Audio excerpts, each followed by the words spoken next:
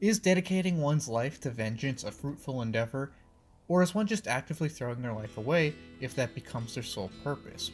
Is doing this as questionable as the circumstances that led to this in the first place? Is it okay to do this if it affects others not directly involved? Well, these are all ideas explored by this time's retrospective on the avant-garde but obscure Gankutsuou, the Count of Monte Cristo. Now, this 2004 anime is a bizarrely fascinating and yet grounded retelling of the classic novel, The Count of Monte Cristo, by French novelist Alexandre Dumas, which, save for a few big differences with the setup and ending here, this is actually a pretty accurate retelling of that 1844 classic. Even as someone who isn't super literate, I must express I've never read the original, so I can't comment on all the differences between the versions here. I am familiar with the tale of the Count of Monte Cristo, and it is a classic for a reason. It's a tale of a poor man, convicted for a crime he didn't commit, and his 20-plus year quest and scheme for vengeance. Long story short, we'll get into more details later, it's about a guy who is so consumed by revenge he goes out of his way and takes great pains to screw over those that got him to this point in his life over the course of 20 years in some of the most elaborate ways possible. The story has been popular since its publishing and was, and still is to my knowledge, big in Japan. Or so I've heard. And this leads us to this adaptation of the story. One, which, in spite of its avant-garde and at times borderline Dada visuals, is a surprisingly faithful adaptation of this story, with a few tweaks made to the setup and conclusion, of course, to give it its own take on the story. It's essentially the Count of Monte Cristo with a supernatural sci-fi twist, and there's nothing wrong with that. In fact, I want to say that it's great, and as an American who legally cannot read more than 30 pages of literature a year, it's also a great way to digest this timeless tale. So why is this anime so obscure? Well, if I had to guess, this is a real Samurai 7 situation here. That's to say that this piece is probably buried in the shadow of its source material, something which isn't helped by a similar title, and the fact that there are so many other adaptations and homages to this source material. People don't think anime when they think The Count of Monte Cristo, but that's kind of a shame because all of the over-the-top and overtly complex scheming of the Count fits very well with the over-the-top nature of anime as a genre, and it feels extremely natural here. There's a lot of quote-unquote anime moments taken straight from the source material, and it really makes you wonder why more classic literature isn't given this kind of treatment. It makes sense, you have a readily available, proven script, so why not just adapt that? But that little questioning aside, I feel like I got tricked into watching a soap opera, and I'm down with it. This is an amazing piece, and one which I would recommend to anyone, whether or not you've actually read the book, because it's a solid piece, both for its own merits and because of the source material that it draws its plot from. It's solid in almost every way to me, and I really enjoyed watching it. I especially loved its visuals, something which of course distinguish it from a written novel, although I must admit that these might be a contributing factor to the obscurity of the piece, as they are a bit experimental. And while I really love them, I can see someone absolutely hating everything on display here, although I think they are so unique as to gain the series some notoriety on their own even if you do despise them. But this would require people to watch the series, something which they're less likely to do if they do indeed hate the visuals. The visuals will of course get their own segment of the retrospective later on. I just want to state that I love them, and I love this telling of a classic story, and I love this idea of a classic story serving as a testbed for experimental artistic rendering and animation styles, because it means that any issues with the series are less likely to stem from the writing, and therefore the visuals can either enhance a solid core, or at the very least be propped up by a solid core. Solid is the operative word here, as regardless of what you think of the visuals and the setup of Gankutsuou, it's still based on a super popular book, and it's therefore still extremely enjoyable even if you don't care about the technicals here, because it's based on a proven story. A unique story where the antagonist and the protagonist are, depending on your views, kind of the same guy. I mean, the Count goes out of his way on this 20-year quest of revenge, but as you learn throughout the story, there are solid motivations behind it, and the viewer is left not only to revel in his schemes, but also question how justified they are and how far they should be allowed to go. Rambling about the source material aside though, Gankutsuou is still capable of standing up on its own, and I personally enjoyed the series quite a bit. In fact, I was so enveloped by the stories and the visual storytelling present that I binged the entire 24-episode series in one sitting. I literally cannot remember the last time I did that for any series, and even though I thought about taking a break, I was so enveloped by the plot and characters and the visuals and the solid execution of everything that I simply couldn't. Everything about this anime is just as captivating as the persona the Count himself puts on, and while some of that undeniably originates from the source material, credit must still be given to how that material is adapted here as well. The book does not come with an amazing OST. The book is not animated in some of the weirdest and funnest ways I've seen in a while, and the book doesn't feature magic, space aliens, or alien empires. And the book isn't everything that gives this production its charm and beauty. I think it goes without saying that Gankutsuou passes the vacuum test near automatically, and is worth a watch whether or not you've read the original. I think this is a worthy homage to both Dumas's work and the artistic spirits of Japan and France as nations, and as people. And with this intro done, let's quickly go over the plot so I can pay homage to this amazing, obscure anime memory. Now I do want to go over 2 caveats before the plot summary. 1, I do not know how accurate this adaptation is to the source material because I have not read the entirety of the source material, so I cannot point out all of the small or big plot deviations here, though I do know of some really big ones like differences in the setup and ending and a few character notes, but not everything. Feel free to talk about this in the comments. And 2, this is only going to be an extremely bare bones plot summary. Not all the details will be in order, and not every detail will be here.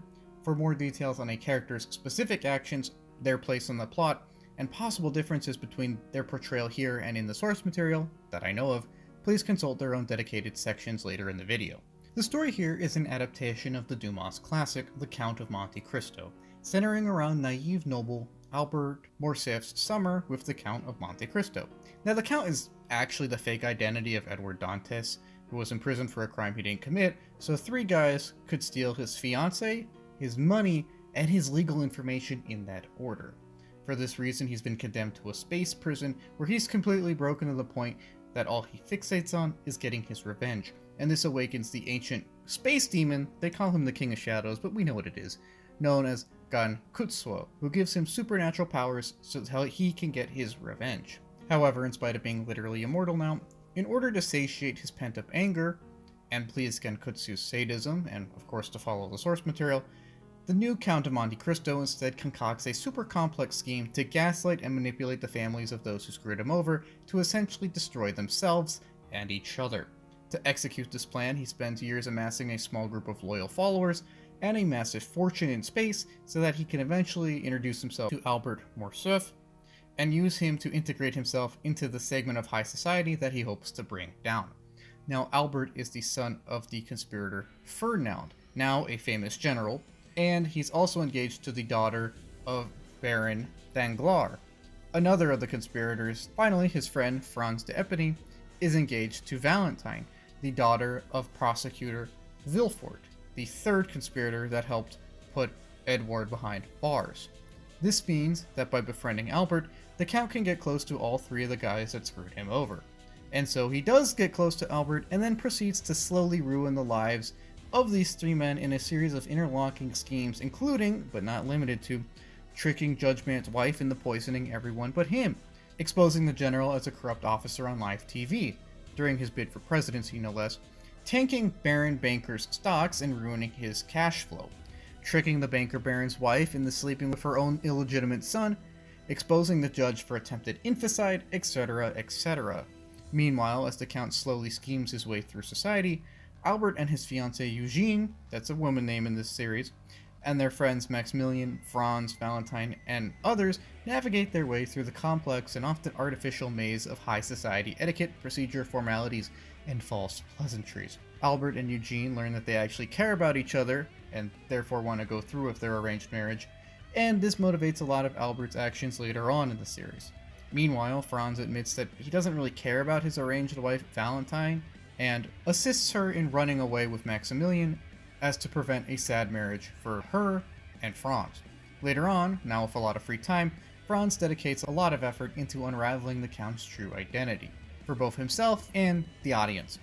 Throughout most of the story though, the Count maintains his facade of simply just being an eccentric aristocrat and great friend to Albert, although the mask finally comes off around episode 17, where after exposing Albert's father, he straight up tells Albert, "Hey man, I like you, but I totally did just use you to screw over all these people." This of course enrages Albert, leading him, the only guy to consistently defend the Count before this, to challenge him to a duel.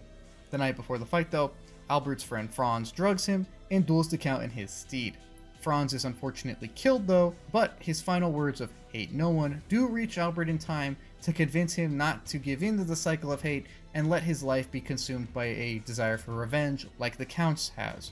While Albert has obviously suffered as a result of the Count's actions, he was also literally saved by him at least 4 times, and also tacitly acknowledges that it's not like the Count is doing this for no reason.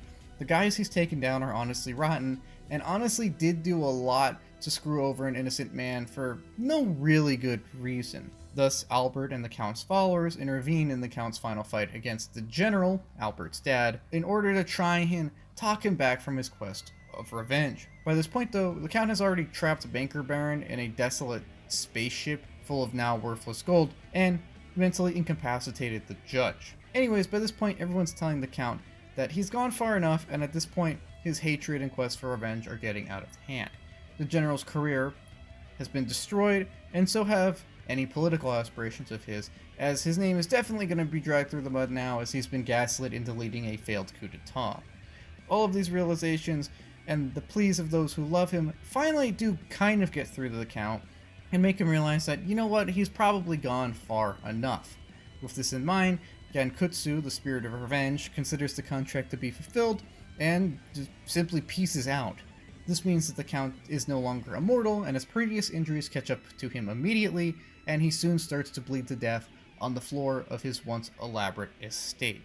However, before he dies, he does manage to resume his old identity of Edouard Dantes, and peacefully passes on, accepting the consequences for his own actions, as he does relish in the fact that he accomplished his mission, and that for doing this he kinda has earned what's happening to him right now. Oh, and the General shoots himself out of guilt while all this occurs. Everyone else manages to escape the crumbling estate and move on with their lives. The final episode takes place 5 years later, where, although no longer an aristocrat, Albert is living a good life, and excited to run into Eugene, his lover, once again. One of the most unique quirks about the Count of Monte Cristo, I'm assuming in the book, I can't guarantee for the book, but definitely here, is that we kind of have 2 protagonists on opposing sides that manage to come to some kind of understanding and still respect and care about each other by the end of the story.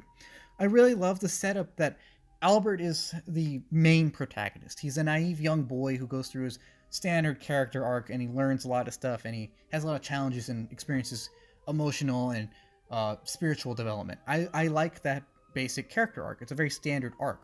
But then we also have the other side of, which is the arc of the Count of Monte Cristo. A much older and more bitter man, knowing a lot of the worldly things Albert doesn't, and yet exercising his vengeance against those Albert cares about. However, we see that this vengeance is justified in many ways, and that it's not like this Count of Monte Cristo is a misanthrope either. He's still a man with ideals and a certain degree of nobility to his character, even if it is one hell-bent on screwing over the men who got him to this place. He works against those close to Albert, and yet the two are still somehow super close throughout most of the series, creating a very odd but interesting relationship patchwork. Albert loves the Count because he thinks he's a cool guy and a great role model.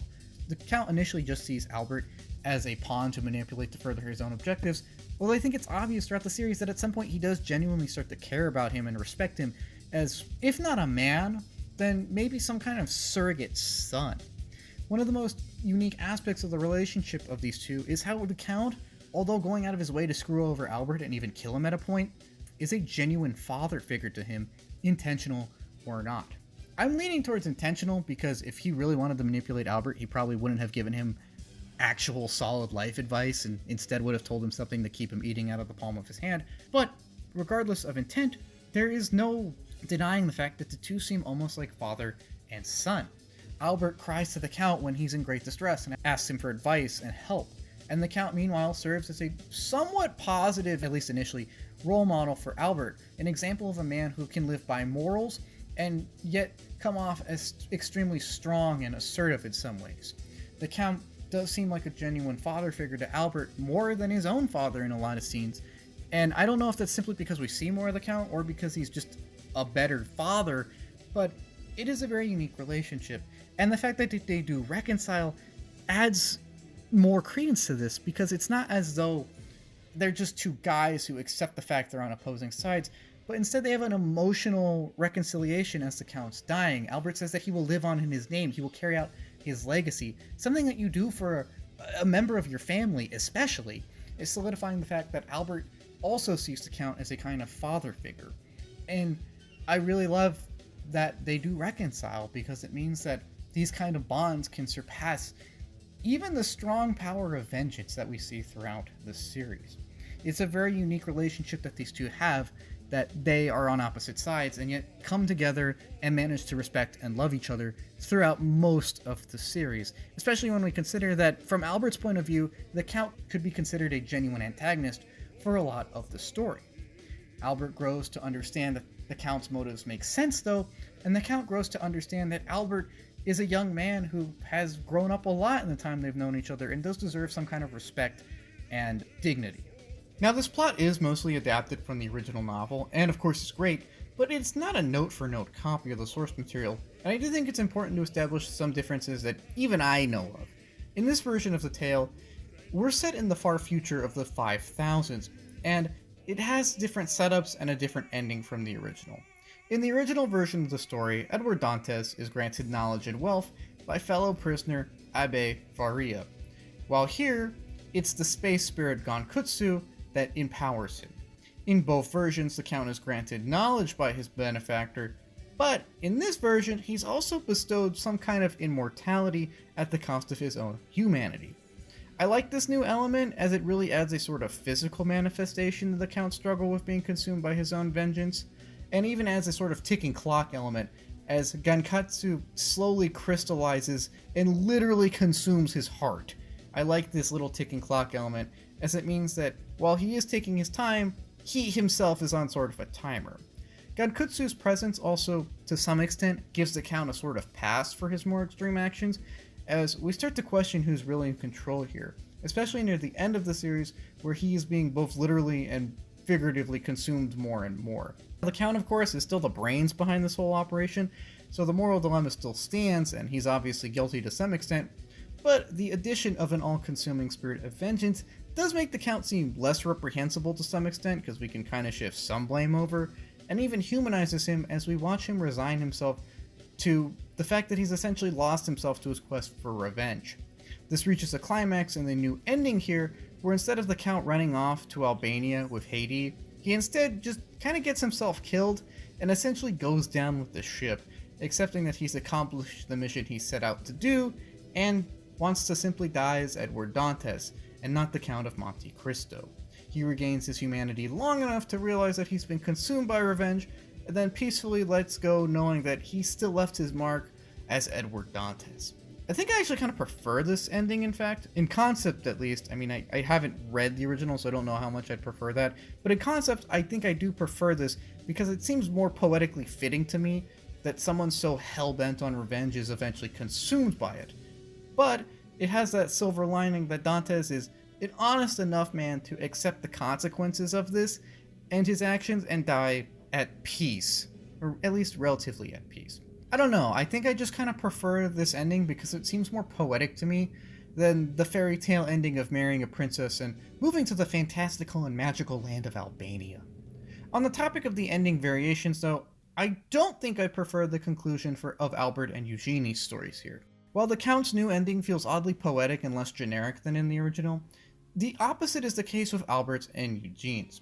In the original, Eugene is an implied lesbian and eventually runs off with her implied girlfriend to become an artist and truly escape the shackles of the aristocratic society that is holding her down throughout much of the story. She becomes her own woman and sets off on a course to establish her own destiny, even if it's one without all of the privileges of being an aristocrat.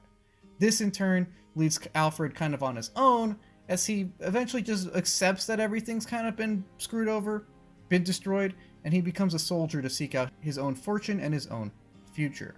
I kind of like that idea too, because it makes sense that the Count leaves a path of total destruction in his wake, and as a result Alfred's kind of left to start from scratch, albeit without any of the shackles that his aristocratic upbringing imposed on him either. So there is kind of a silver lining there. Here though, Eugene is pretty hetero from what I can tell, and she and Albert are set up to romantically rendezvous for their own magical ending of sorts in the final episode, as both seem to love each other and have a seemingly more conventional and generic happily ever after ending.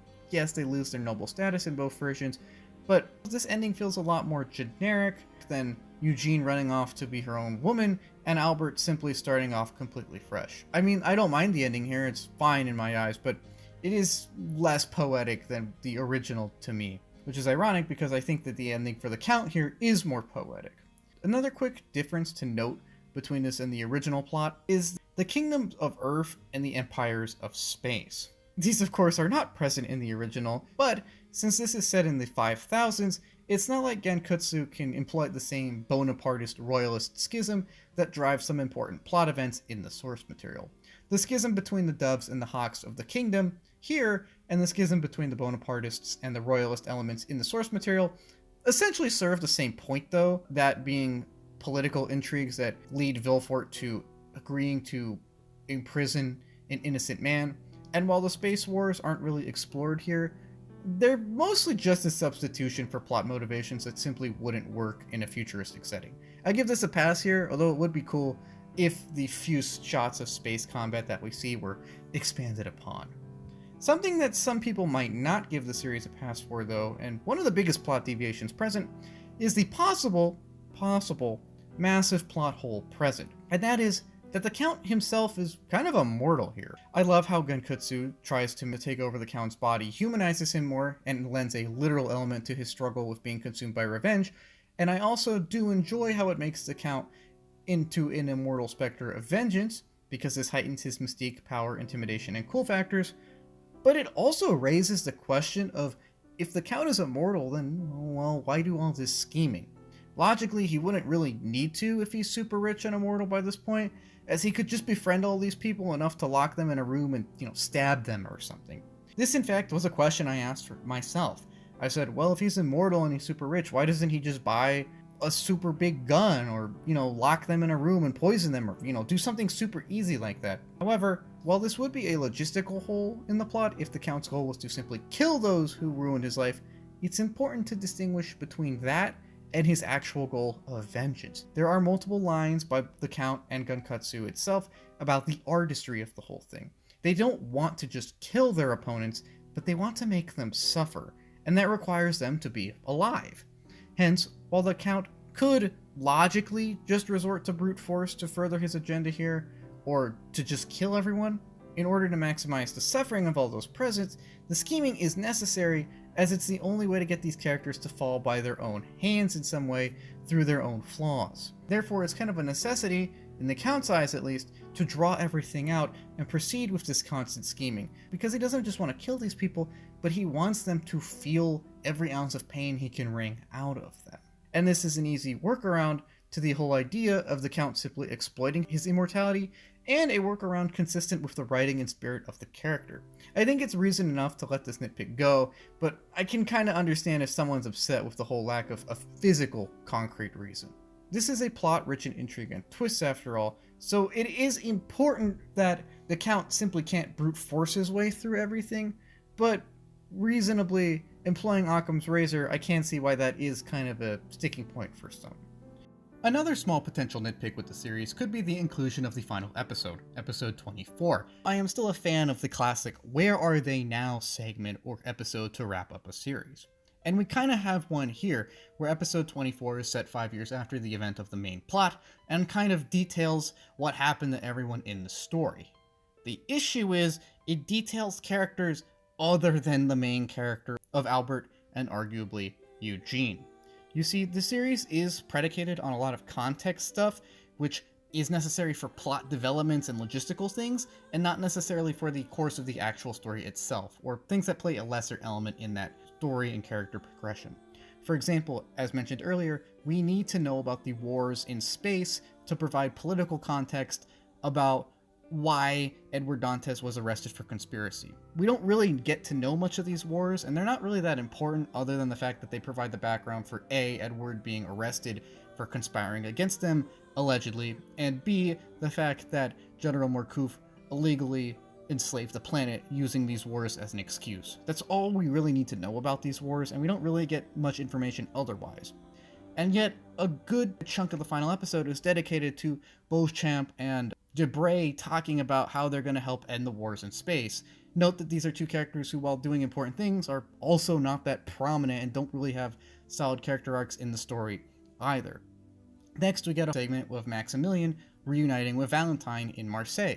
Again, this is a very nice segment because it's just a heartwarming reunion, but while Maximilien does have something of a character arc and character in the story, it's undeniable that he is a secondary character, and Valentine herself says probably like 2 paragraphs of dialogue in the entire feature. Okay, so now we've burnt through about 15 minutes of the final episode, and we haven't even really got to Albert yet.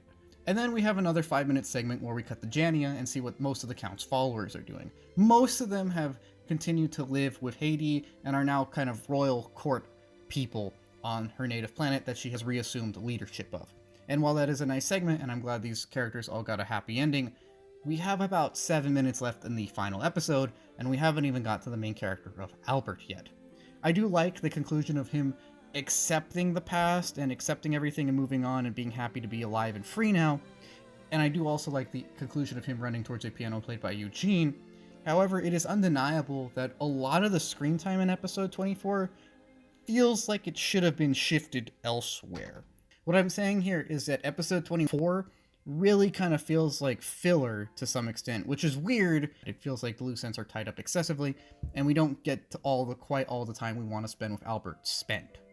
While I really did like the writing of this series, I do have to say that there is one caveat with it, and that is I already knew what the Count of Monte Cristo was about, so I cannot honestly comment on how good the storytelling is to someone who's never seen it here. Since I knew that the Count was a man out for revenge from the very start, and since I also knew that who the 3 conspirators were, I was aware of the fact that the Count is going to manipulate everyone to get the job done, and it was no surprise to me when it's revealed to me that that's essentially all he's doing. I don't know how surprising that would be to a new viewer or someone who's never read the source material or familiar with the source material, so I can't really comment on that. I feel like it's pretty obvious from the start that the Count has ulterior objectives, so I'm assuming it would feel like the Count is set up as an antagonist, and then his actions and backstory recontextualize him into a sort of anti-hero. I'm assuming that's how the narrative is presented here, but I can't say for sure because I already knew what the narrative was before it was presented to me. Nonetheless, even with knowing who does what and what happens, I still think it's presented very well here, and I still think the narrative flow is pretty smooth overall. It's also a story confined and eventually bursting through the stiff, stale, and artificial aristocratic society present.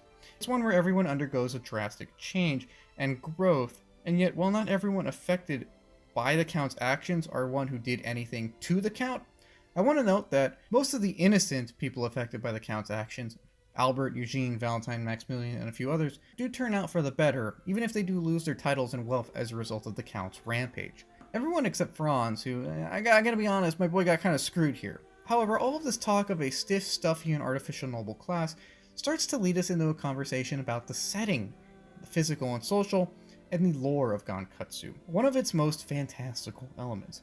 I love the setting and lore of the series because they feel extremely anachronistic and dissident in some weird ways that, while not making sense on paper, seem to pay off marvelously on the screen.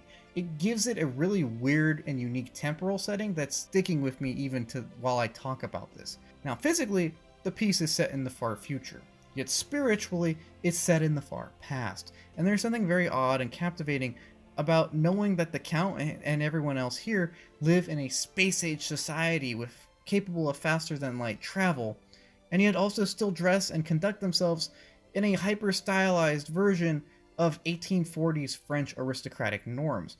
I mean, this is obviously the future here because we have contact with alien races, we have lunar colonies, we have faster-than-light travel, etc., but it's spiritually very obviously set in the past with such things as formal duels and all of the intricate court etiquette and rituals present.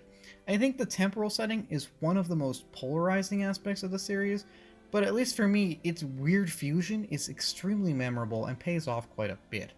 I understand that everything is exaggerated to play up the extravagance of the past, but it also gives it a weird timeless air and leads you to ask if this is really what it would be like if they had access to space-age technology in the 1800s. I think this, in fact, might have been the very genesis of why these two extremes of temporal setting were combined and why they work so well together. The massive possibilities and advanced technologies of the future open up countless avenues to exaggerate the stiff and stuffy norms of the past, to exaggerate the fantastical wealth of the wealthy, and to exaggerate how, in spite of all of these things, these are still people at their core and still not likable ones at their core. Like in aristocratic societies of the past, this is still a very stratified society where ritual, heritage, and status are the primary concerns of many of those present. Oftentimes these, and money, are in fact all some of the aristocratic class seem to really care about, going so far as to arrange loveless marriages to keep everything within their own class. This in turn creates a sort of dystopia where the family is put first at the expense of its own members. If that doesn't make sense, consider Franz's engagement to Valentine. On paper, this makes perfect sense. These are two young, noble, up-and-coming youths from prestigious families whose prestige and power would only be bolstered by their uniting. However, when we zoom in onto the human level, it's obvious that these two just aren't right for each other, and their marriage would be lukewarm and amicable at best. In fact, none of the aristocratic marriages we see here seem healthy or even that faithful, and placing prestige and legacy ahead of human connections has obviously come at some great expense. The family names may sound better on paper, but this comes at the cost of loveless marriages and later loveless childhoods and family dynamics as a whole. The upper class here do espouse virtuous and noble behavior, but as evidenced by the mass of affairs, lies, and other swindles present, very rarely do they actually embody these virtues and embody anything really positive. Now, all of the scandals and cheating present, and the unfortunate nature of arranged and rigid marriages and family structures present, were of course to some extent present in real life. I'm pretty sure it's not as hyper exaggerated as it is here. I'm pretty sure there were at least some noble families that actually loved each other, but the presence of all the wonders of the future allow this piece to get away with supercharging all of these things. By setting this into the future where we have access to mind-blowing amounts of wealth and technology and resources, we're also sold on the idea of blowing up these aristocratic caricatures to such preposterous proportions as to make both a serious point about the hypocrisy present and yet still kind of mock everyone involved.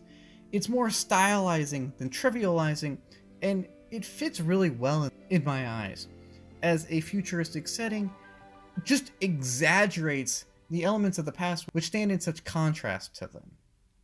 Now, geographically, Gankutsuou is set mostly in Paris and the surrounding noble estates, and just as the temporal setting turbocharges the eras of the past, it also gives the city a very, avant-garde feel. We'll talk more about the visuals of the setting in the visual component of the retrospective, but please note, just depending on your tastes, a lot of the setting work in this piece ranges from bold and avant-garde to, and I'm quoting here, a schizophrenic vaporwave album cover. In fact, it's kind of hard to separate the physical settings from the visuals on a lot of levels, though I think there are still a few things to draw from the settings themselves, regardless of how they are designed or animated. Like the temporal setting, the physical settings are one divided between the past and the future. We see sprawling country estates and massive, enclosed apartment complexes. We see colonies and Luna, and we also see spaceships traveling across the universe. Yet at the same time, we still see horses in stables and rocket ships on landing pads. Physically, the dichotomy here helps to reinforce their respective elements, and regardless of how they are rendered, they do a good job of this. When we see a country estate, it's obvious that the estates of the rich are here to help to emphasize both their wealth and yet also their distance to both society as a whole and within their own families. The show does a good job of using space to convey how personally distant a lot of the cast here is.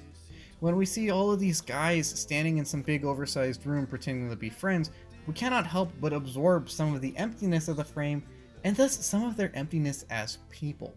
The walled-off nature of many of these states also conveys to us that this is an insular and self-interested group of people, as opposed to one that really cares about human connection, or human life even. All of these reinforce the norms and societal trends being commented on, all the while using the artistic presentation and the fantastical riches of the future to exaggerate them, to make them really prevalent to the audience. When we see a spaceport or someone visit on the moon, we truly appreciate the advanced nature of the technology present. And all of this, and all of the resources, and all of the riches we can lay our eyes on, makes us question as to why the noble class is still so stuck in the past, and facilitates our own kind of mocking of them. Or at least the series' own seeming mocking of them. I mean, they're all fantastically wealthy and arrogant and selfish to the point of parody. And I think this is intentional, and it's important to note that Gankutsuou mocking its own characters is not mocking the source material. In fact, I think it would be in line with the source material. Again, I can't confirm that, but it seems to make sense in my head. And it goes without saying that whether a setting is of the past or of the future, everything here is still dazzling. Which would lead us to the technical discussion, if not for one little thing that I also wanted to comment on. Now, I don't know why this element of the series stood out to me. I don't know if it's just me, but does this series feel a little homoerotic to you? No disrespect, but in all honesty, this is something which I've honestly questioned throughout my entire watching of the series, as it does seem like there's an oddly strong homoerotic subtext to the series. Whether it's Albert's close relationships to all of his guy friends, some of the designs, or especially Franz's implied homosexuality, it just seems like there's some sort of man-to-man tension here, which is ironic because it's a story whose story originally springs from a man screwing over another man to marry his fiancée. But this whole homoerotic element is not something you see in a lot of mainline stuff, and I don't know if it's intentional or not, but it is something that stood out to me. As if it is intentional, it does a good job weaving itself in the Franz's arc, and how their seeming sacrifice is even more tragic or noble in this context, more impactful especially. If it's not intentional, well then it's not really a big deal because it is a subtle element of the series. This seems kind of like a Vento Oreo situation to me. Vento Oreo, you know, JoJo's Part 5, I'm not sure how to say it. Where I'm honestly not sure how much, if any, homoerotic subtext or tension is intentional, but it works regardless of whether any of it is intentional or not. And I'm honestly just asking this and bringing up this point because I'm curious how much of this is present in the original. And I do think it's executed well here for the record. This leads us to a discussion about the real elephant in the room, the visuals. If I had to guess, the single most polarizing element of this anime would be its artistic direction and decisions. Before we really get into the nitty-gritty of what's on screen though, let's just take a brief second to examine some of the designs and thorough lines present. For such a stylized rendering, the character designs themselves are actually pretty realistic and laid back. No one here is super jacked, no one has unrealistic proportions, and these all, in at least concept, seem and look like normal people. And this is important because it reminds us that no matter how they're animated or how fantastical their settings are, this is still a tale about people. And it's still a tale which conveys important points about people and their own struggles. That people and the characters are still important to us for being exactly that. Wardrobe design, though, is where we start to get into the avant-garde. For good in my eyes. I really like a lot of the costume design present here, as they help reinforce a few key points to us. One, the use of antiquated fashions present in some outfits reminds us that this is spiritually in the past. Two, the use of more modern stuff, especially Banker Baron's suit and some of Eugene's outfits, remind us that physically, this is in the future. Third, the meshing of past and future reminds us that this is a sort of timeless art piece above all, and reinforces the timeless feel, and also generally supports the weird temporal setting which help it stand on its own so well. I also simply think that a lot of the designs just look cool, and that I appreciate all of the different costumes present, because any amount of costume variation shows dedication of the picture in my eyes. Whenever we see a character in a show put on a different dress, or wear a different shirt, or do their hair different, that's something that an animator has to do, and I just think that variations in design show pure dedication to the craft, and I just appreciate that, from an artistic standpoint.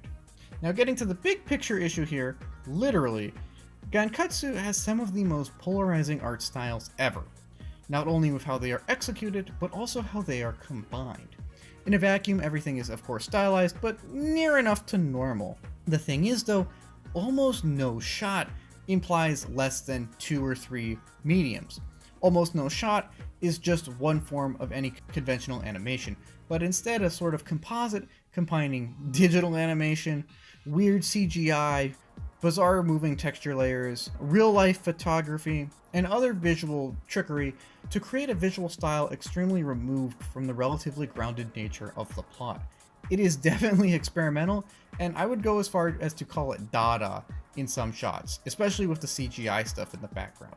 I've never seen anything like this, especially the varied nature of all the mediums present and how they're combined, and I doubt we'll see anything like this anytime soon.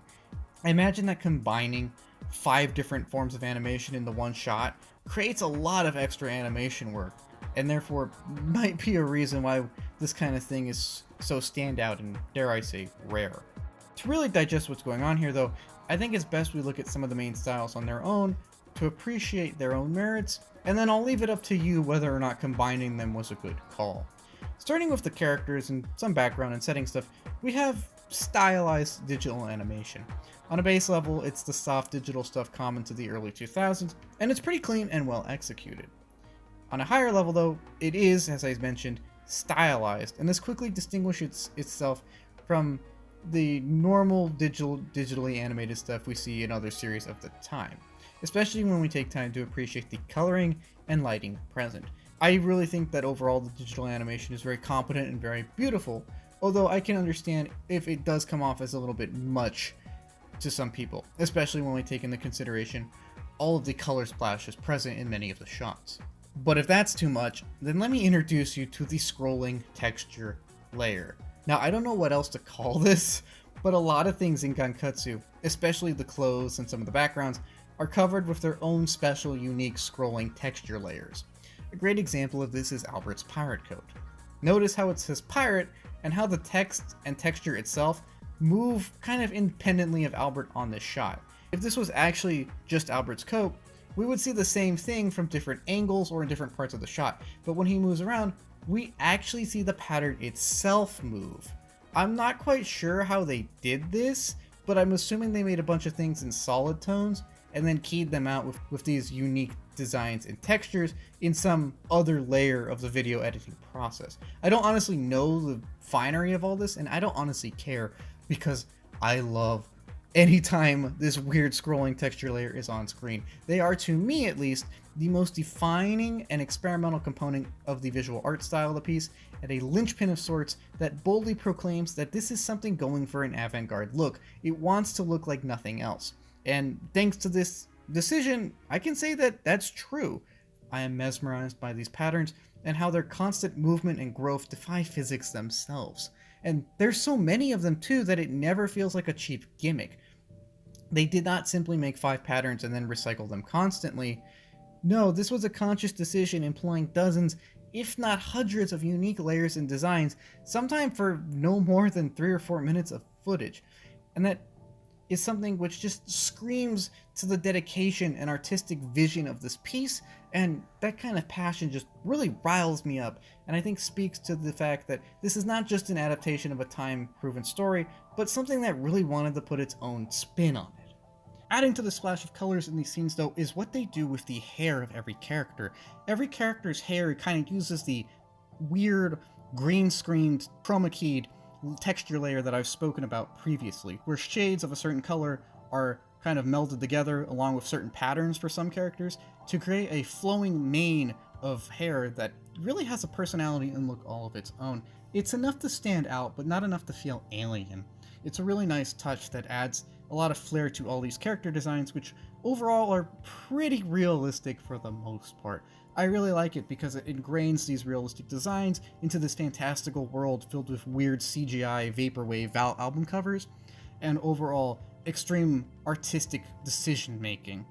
Implementation of the hair texture layer is an amazingly weird and subtle element of this series that really helps it stand out on a visual level and helps all of its visual layers mesh together surprisingly well. And that finally gets us to the CGI, which is probably the most polarizing and questionable aspect of the visuals here. Ironically though, while I have gone on record as someone who doesn't really like CGI, I really like it here for some reason, and I think that's because it sticks out like a sore thumb anytime we see it. I cannot tell if that's because it's really good and stylized, or if it's just so bad that it kind of fits with the overall avant-garde vision. And when I say bad, I legitimately mean it. I mean, look at some of this work here. Is this good? Probably not, but I think because of how out of place it feels, it really sticks with me. Now, an argument can be made that CGI, whether good or not, is an overall detriment to any anime, because as a different medium it will always kind of stick out to a trained eye.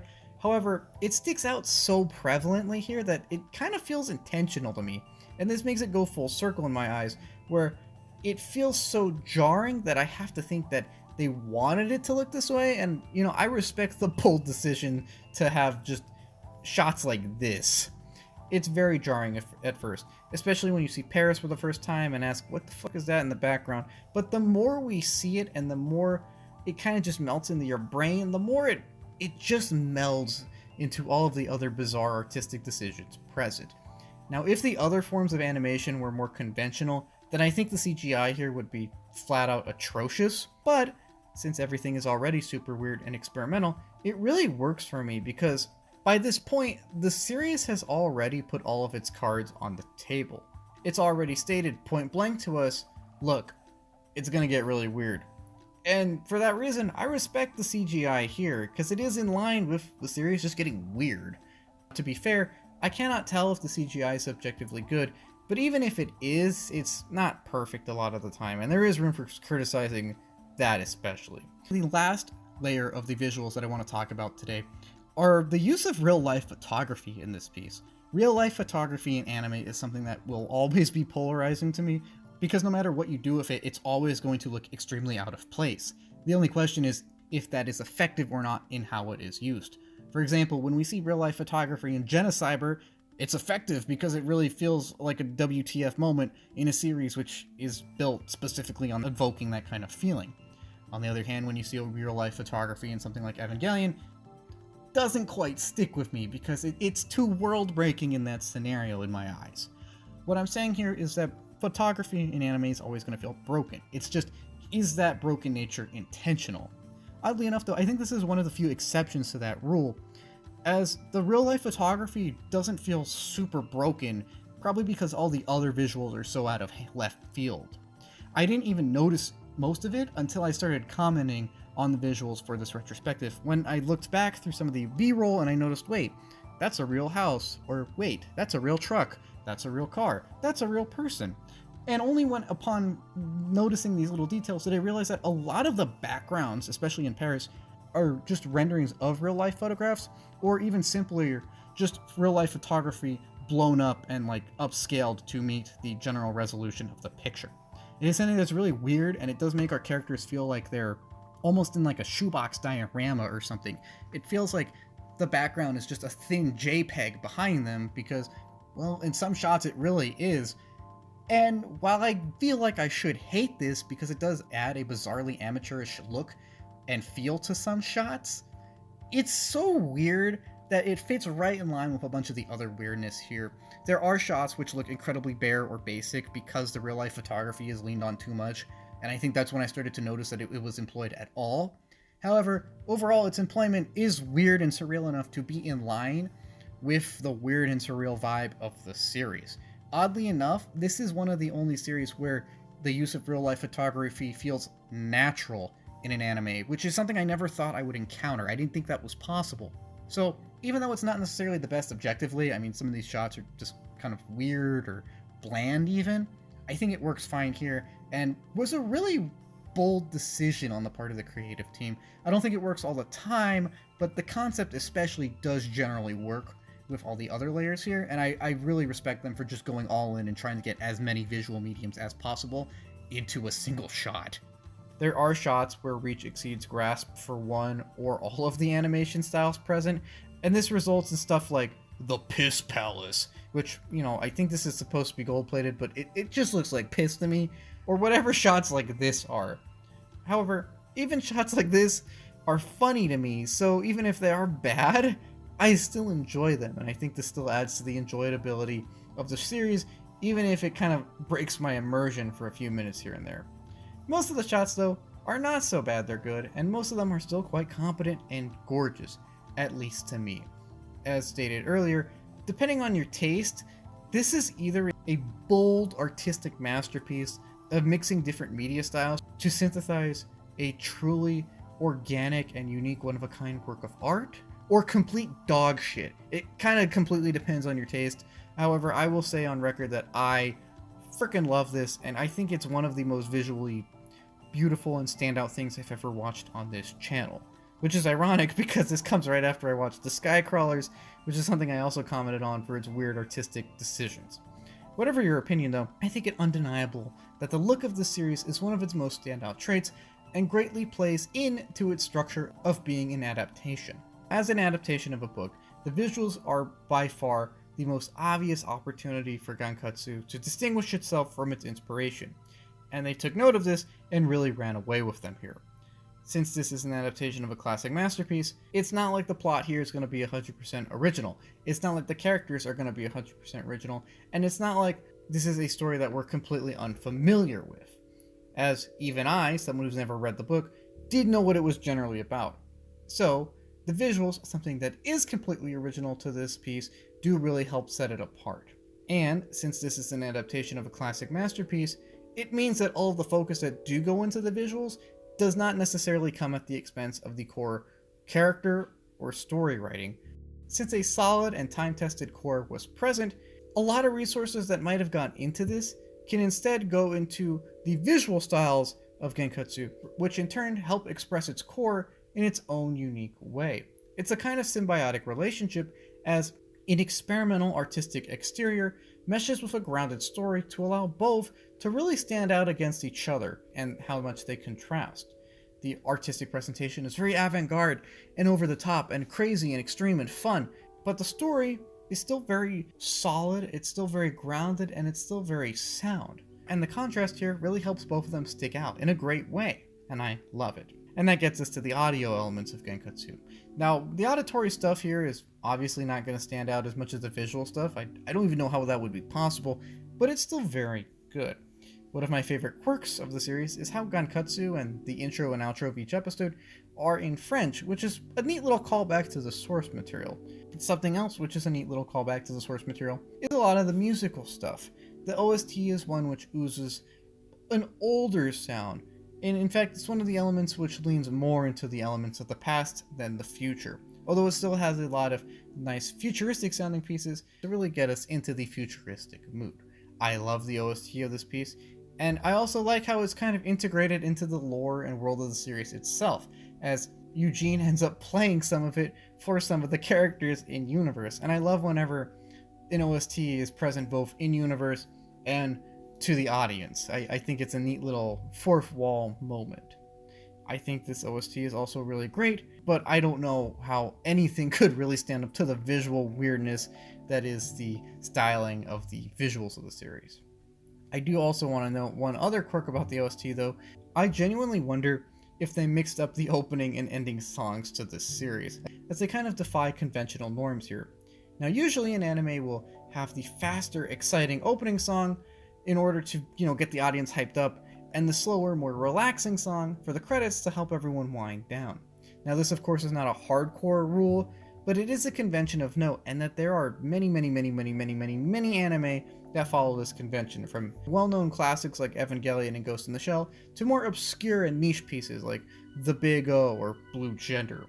Here though, it's kind of the opposite, as we open with the softer song and then end with the faster song. I don't mind that, and I honestly think they probably did this just to make the soundtrack kind of unconventional and therefore more in line with the visual stuff, and it's just an interesting little quirk that I noted. Next, let's talk about Albert Marcouf. Marcouf, I'm gonna mess up a lot of the French names here, let's be honest. The arguable main character of this series. I usually don't start with the main character of any series in these videos, but since the Count is kind of the main selling point here, and I'm pretty sure he's more important in the book, I feel that starting with Albert is the best thing that we can do, because his character kind of sets up everything for us, the viewer, and for the characters in the show. It is his naivete and curiosity that serve as the catalyst for the story after all, so I think it's only fitting that we start with him. To someone like me who has never read the book that this is based on, I am a bit confused about Albert's place here and how it corresponds to it in the book. From what I've heard, Albert is much more prominent here as both a sort of audience stand-in and protagonist. I do not know if it's the same in the book, but I lean towards the idea that the Count is more prominent in the book. I don't know if that's true or not, but to support my notion that he is more important in this telling of the story are 1, the sheer amount of things he does throughout it, 2, the sheer amount of character development that he undergoes, and 3, the general framing of everything that just seems to lean towards the idea that Albert is the main focus of this series. Whatever the technical writing label applied to this character though, whether he's a first-person protagonist or secondary protagonist or whatever, it's still a great role that Albert fills, and one that sticks out to me on this channel for the sheer amount of character development on display.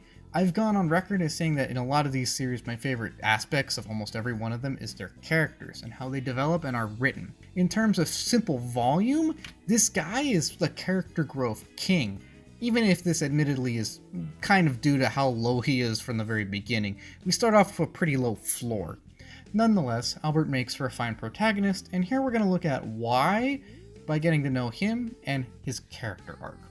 As usual, this requires that we look at what Albert does in the plot, so we're going to take a brief moment here to talk about what he does in it. Albert is introduced in episode 1, attending carnival on the moon with his best friend Franz D'Epinay. While attending an opera, he notices the mysterious Count of Monte Cristo and seeks to learn more about this mysterious man, only to receive an invitation from that man to a luncheon. Now face to face with the Count, Albert is completely fascinated with what he considers a model of noble elegance and manly strength, someone that he aspires to be even though he's just met him. Someone who does what he wants and when he wants, but in a respectful and dignified manner. As a result, Albert readily accepts the Count's request to serve as his inside man to Paris high society. Cut to a few months later, the Count has moved into his new Paris apartment on the Champs-Élysées and invites Albert and his friends over. This sees the Count kind of prod at Albert and his friends a little, kind of scope them out a bit, and even sees Albert duel Maximilien out of noble honor when the latter insults the fraudulent nature of many of the arranged marriages present in the aristocratic class. Albert of course gets his butt kicked, although the two eventually do reconcile. However, this is an important moment because it's the first thing, or one of the first things, to open Albert's eyes to the realities of his life and his current evolution. He questions his engagement to Eugene, something that he has gone along with up until this point, but has never really felt too sure of, and he starts to question other things around him as well. As he's caught up in the Count's schemes, and his life starts to slowly fall apart though, he finds out that he actually does love Eugene and makes open attempts to actively try and be a better partner, and to actively try to court her. He's more engaged and supportive in regards to her, and she seems to reciprocate.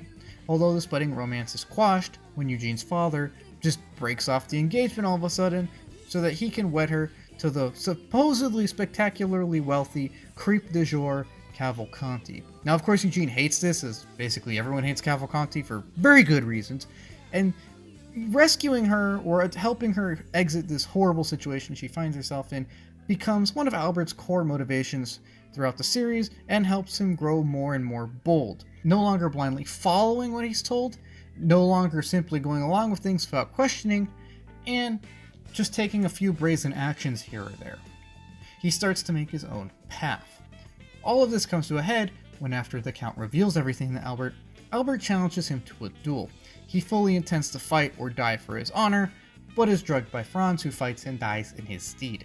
This crushes Albert, who has now lost his best friend, in addition to learning that he's been used to destroy everyone around him, in addition to his family and its wealth.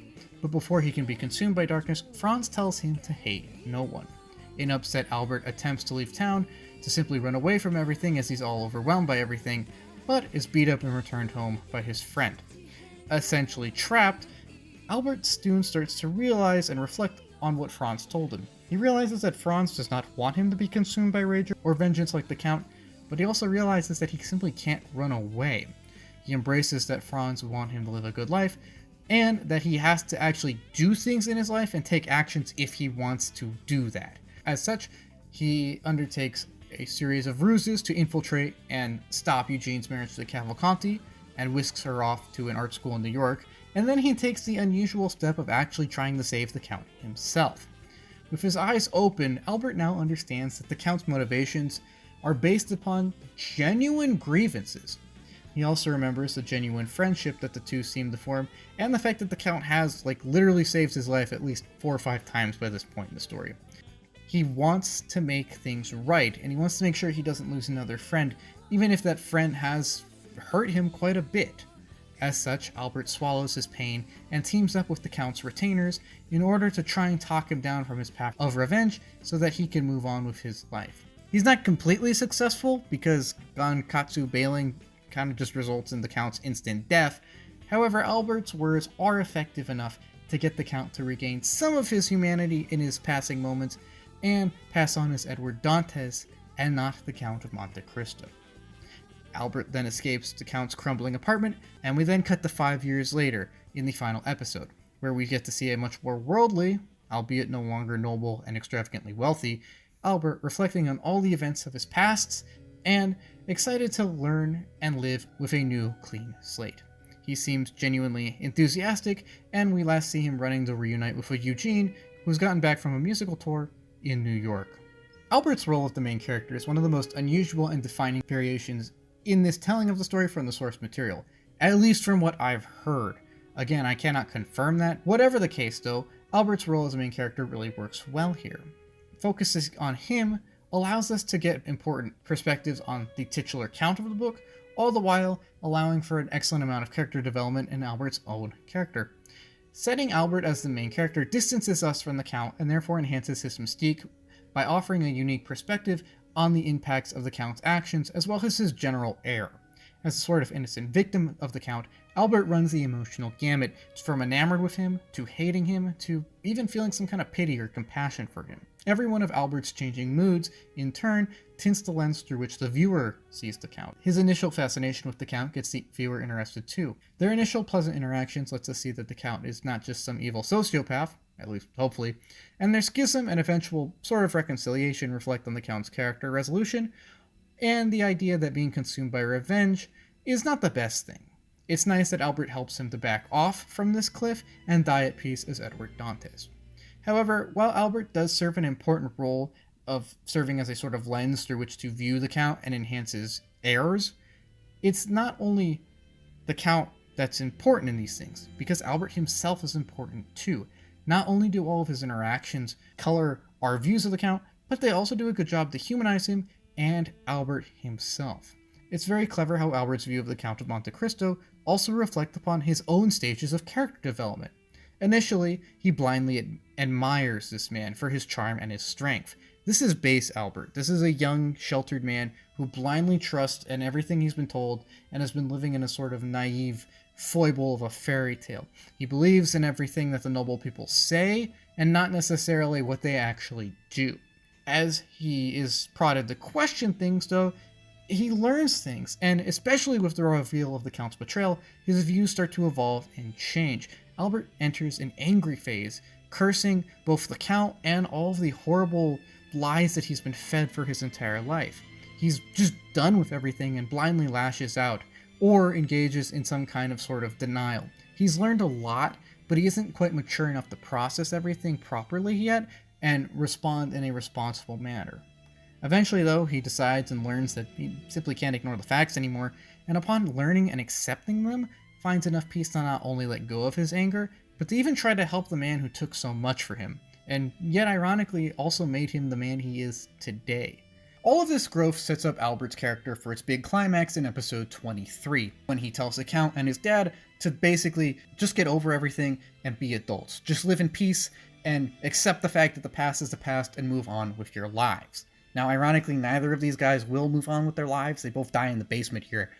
But I think this is the ultimate mark of Albert's character progression, as he looks at both of these men that he's very close to and who he has let make almost every important decision for him, and talks to them as a fellow man, saying, look guys, you are acting up, you're hurting people that shouldn't be hurt because of your own issues, and you need to be adults. He has become the adult telling them that they need to be adults, instead of a child asking an adult for help or guidance. It's a very strong character moment, as he is crying, he's upset, he is emotional in the midst of all this, but he's still standing as a man now, and he's still talking to men as a man. He has elevated himself to their peer and no longer their child or their ward or their sidekick. I think this is a subtle but ultimate accumulation of everything he's learned in all his character growth, and I really like it because it feels in line with what he's learned up to this point, and it finally establishes that he's put everything he's learned to mind, and he's finally acting on it. There are a lot of scenes in the show where he's like, Count, tell me how to be strong. I want to be strong. I want to be strong. Here, he's finally being strong. This reflection is one of a more complete character. He's no longer the naive young noble boy that we meet at the beginning of the story, but instead a young man who has formulated his own opinions and learned a lot of important lessons, whether it's never meet your heroes, or the fact that just because someone says something doesn't mean that's the way they are. It's important to note that while the Count does light at Albert's face, a lot of the advice he gives him is genuinely good and honest life advice that does genuinely help him grow.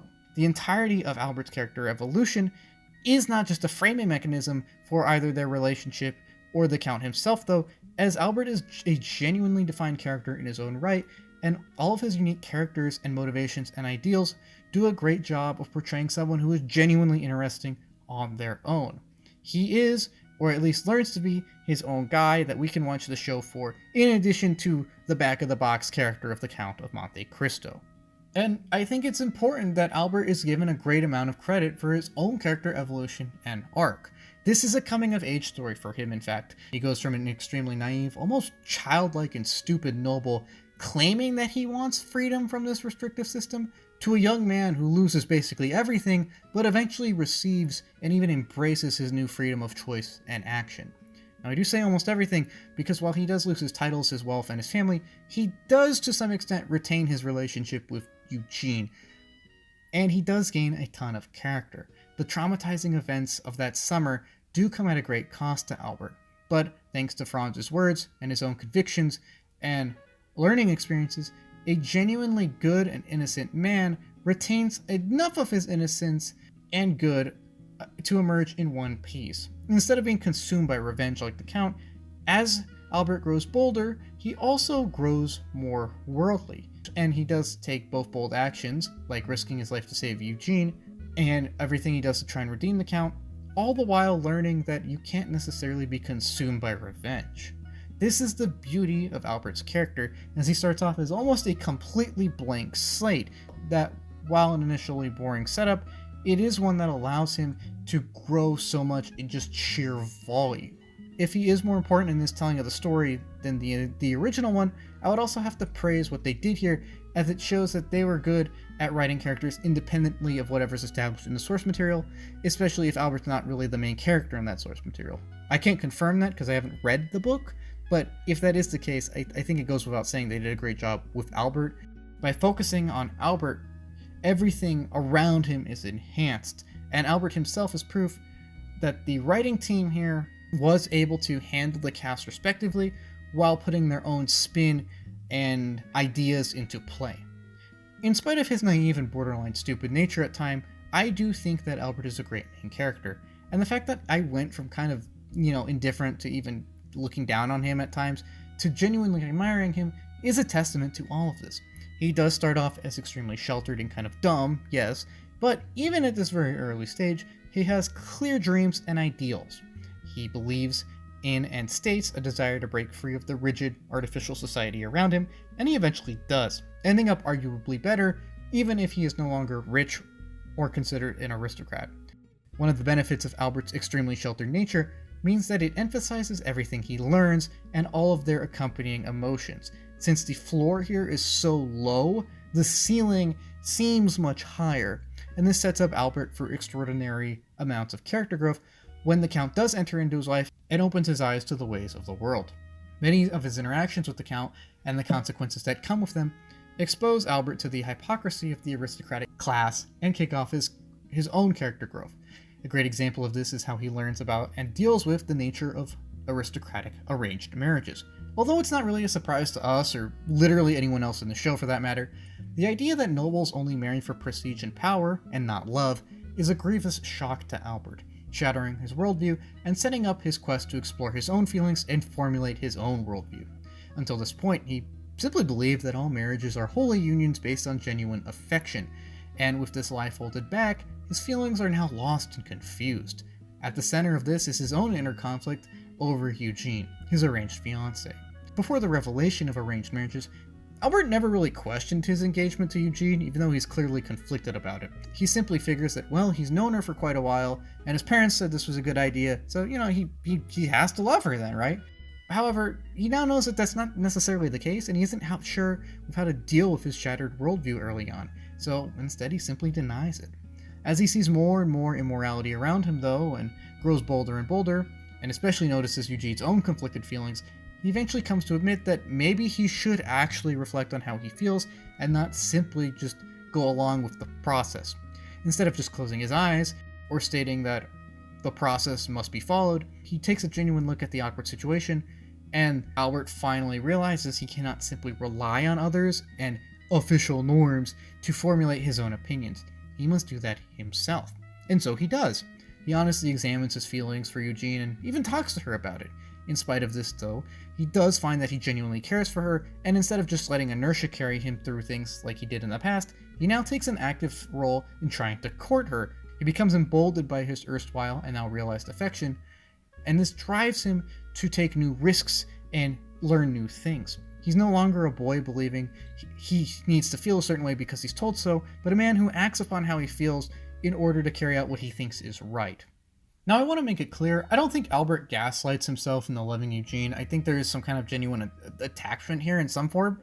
It's obvious that he kind of was gaslighting himself at the beginning of the story, but it's also rather obvious that he cares for her in spite of this, and is now confident of that. He takes time to do his research and search his soul before jumping to this conclusion, so I think that it's perfectly fine that he does feel this way, because even if this was initially arranged, it is something that he comes to back up through his own feelings, and this is supported by bold actions taken. This whole learning process, though, is just one example of how the actions of the Count and their consequences peel back Albert's naive and sheltered nature to eventually mold a confident young man. By episode 24, Albert is nigh recognizable and truly worthy of respect. He has learned the important lesson of never meet your heroes and the dangers of excessive idealism or blind trust. He still has a heart, though, and this, combined with his evolution, set him apart from the Count. In fact, it's kind of a really neat thing they do here, foiling the two. They both start off as innocent young men screwed over by those around them. However, while the Count is consumed by revenge, Albert is pulled back from that edge and learns to forgive. Now, of course, we have to consider that Albert doesn't go through everything the Count went through. Like, Albert didn't spend decades in space prison. So I think there is a valid point to say that Albert could have been driven to the point that the Count is. But that withstanding, there is still this interesting foil between the two, as Albert is not lost to any sort of cynicism, which is still quite impressive in this case. Ironically, this might even be based in his naive, idealistic nature. While he does learn a lot, and he does do a lot, he's never quite consumed or obsessed with revenge like the Count. He never quite loses that innocent spark inside of him. I mean, it does lead him to impractical and dumb conclusions at times, but it does also form this sort of moral bedrock that he can use in order to both steady himself and serve as a base for his strong sense of convictions when it comes to carrying out his idealized views of the world at any expense. Assuming he loves Eugene, for example, morphs into trying to parse his feelings for her, and then that later morphs into risking everything to save her from a horrible marriage to a crazy weirdo. Assuming the Count is a cool guy, morphs into trying to get to know him and help him integrate himself into society, which later morphs into respecting him and his somewhat justified motivations, even after he's learned of what the Count actually seeks to do.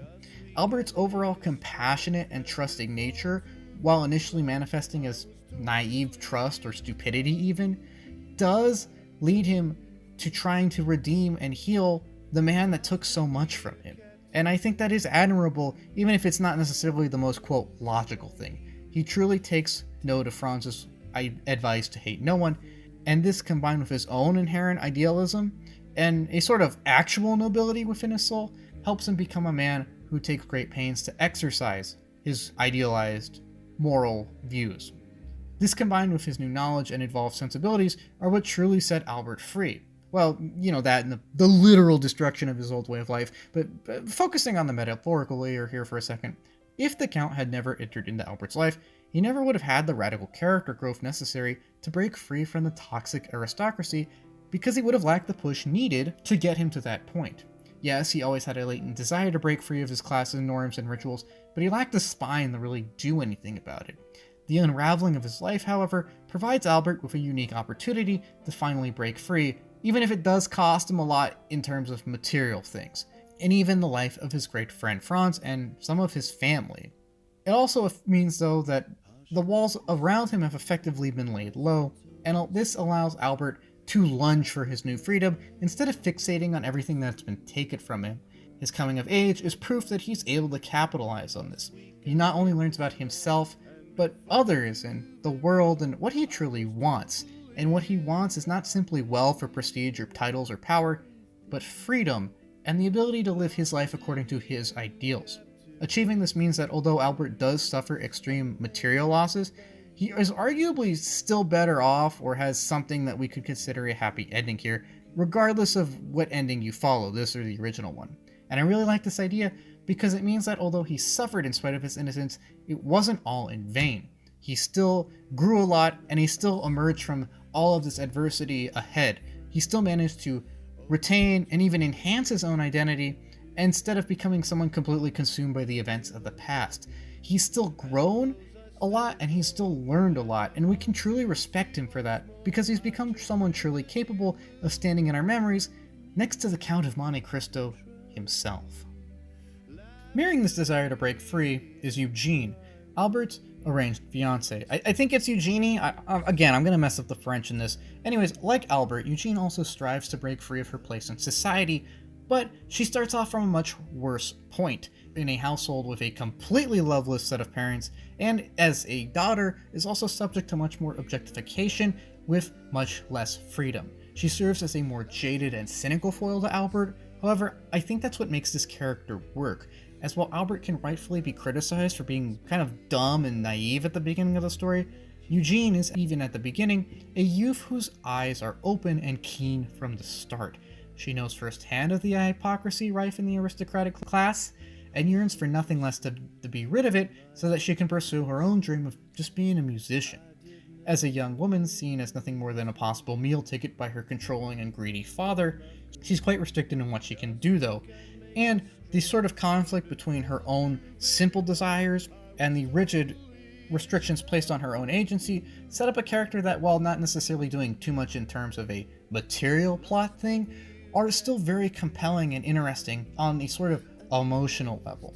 While some people might criticize the story for limiting Eugene's role to being kind of a damsel in distress, I think that's kind of a reflection on not only the sort of plight that a lot of women went through when it comes to these kind of systems, but the children of a loveless marriage in general. Eugene has a lot of pressure foisted on her, and a lot of things are expected of her, but she doesn't really get any emotional support out of it. And yes, I know it might be a little hard to empathize with someone who's super rich. It is somewhat easier to empathize with someone dealing with the fact that their parents don't really love them, which is kind of a tragic thing, which helps us empathize with Eugene, at least to me, quite a bit. And seeing her finally break free of this horrible system that she's been born into, of this horrible, loveless family, is something that is quite vindicating, even if it is something that requires help from other characters. I think this is why the character of Eugene is important to this piece, and even to me, as it's an important perspective on the trials and tribulations of a young person dealing with the simple burden of living in an atmosphere of constant hypocrisy and just cold apathy. Perspectives like Eugene's are important to this story, as it shows not only the impacts of this system on women, but of the children in general, and how a bad atmosphere or poor parental relationships can really bring a youth down. It's important that Gankutsuou does this, at least to some extent, so that we see that these aren't just spoiled rich kids, but still people who have their own ideals and goals. Again, I understand if it's not the easiest to emphasize with some of these people because they are stupid rich. However, the fact that they are happier after losing a lot of their wealth and titles is a reflection of their simple desire for agency and their simple humanity. It does construct them into actual interesting characters, and using the restrictive nature of Eugene's station in life to paint a potential tragedy is something that I found really interesting. She's someone that we can genuinely empathize with and understand, even if she is rather cynical and jaded at times, as it's apparent that that cynical side of her is something that manifests from her own experiences, for which she has valid reasons for processing in this way. She's still a great character, even if materially, again, she doesn't do too much, and she's still an important part of this piece, as it shows how the cold apathy negatively impacts families. Now, in the plot scope of things, Eugene does still do some stuff. As Albert's arranged fiancé, their initial awkward dynamic is one of the first things that starts to open his eyes to how weird or artificial a lot of social norms in the aristocracy are, and she eventually even serves to push Albert to become the man that he's meant to be. When we first meet Eugene in episode 3, when she's on a picnic with Albert, their awkward dynamic shows not only Albert, but also the audience, that not everything is roses, even though it might seem to be on the surface. Again, while these people are stupid rich, it's not like Eugene or Albert are loved by their parents, and a child who is not loved is obviously going to suffer from that. Eugene sees through the awkward and arranged nature of her marriage and a lot of her life from the start, and she does a good job in her genuinely awkward scenes to let us know that there is more to these people than just stupid fantastic wealth. As the series progresses, we learn that Eugene is apathetic because of her parents and the way they openly flaunt their hypocrisy. Her mom constantly sleeps around, and her dad is essentially encouraging this, and of course views Eugene as solely an asset and not a person to really care about. She tells Albert of this too, and this is really one of the things that helps get the ball rolling in his own mental processes. Later on, as he evolves and becomes a better partner, Eugene starts to reciprocate this and becomes excited that she'll finally be able to get to perform on the piano in the opera hall. This has always been a great dream of hers, and she's very excited to see Albert there. He does manage to get in past her father's guards, but this joy doesn't last forever though, as she eventually uncovers that this whole performance was just a front for Cavalcanti to try and usurp Albert with banker baron dad's approval. Mortified that she's essentially being sold to a sex offender, Eugene enters a deep state of sorrow, and she's now literally trapped at home and separated from the person that she actually cares about, Albert.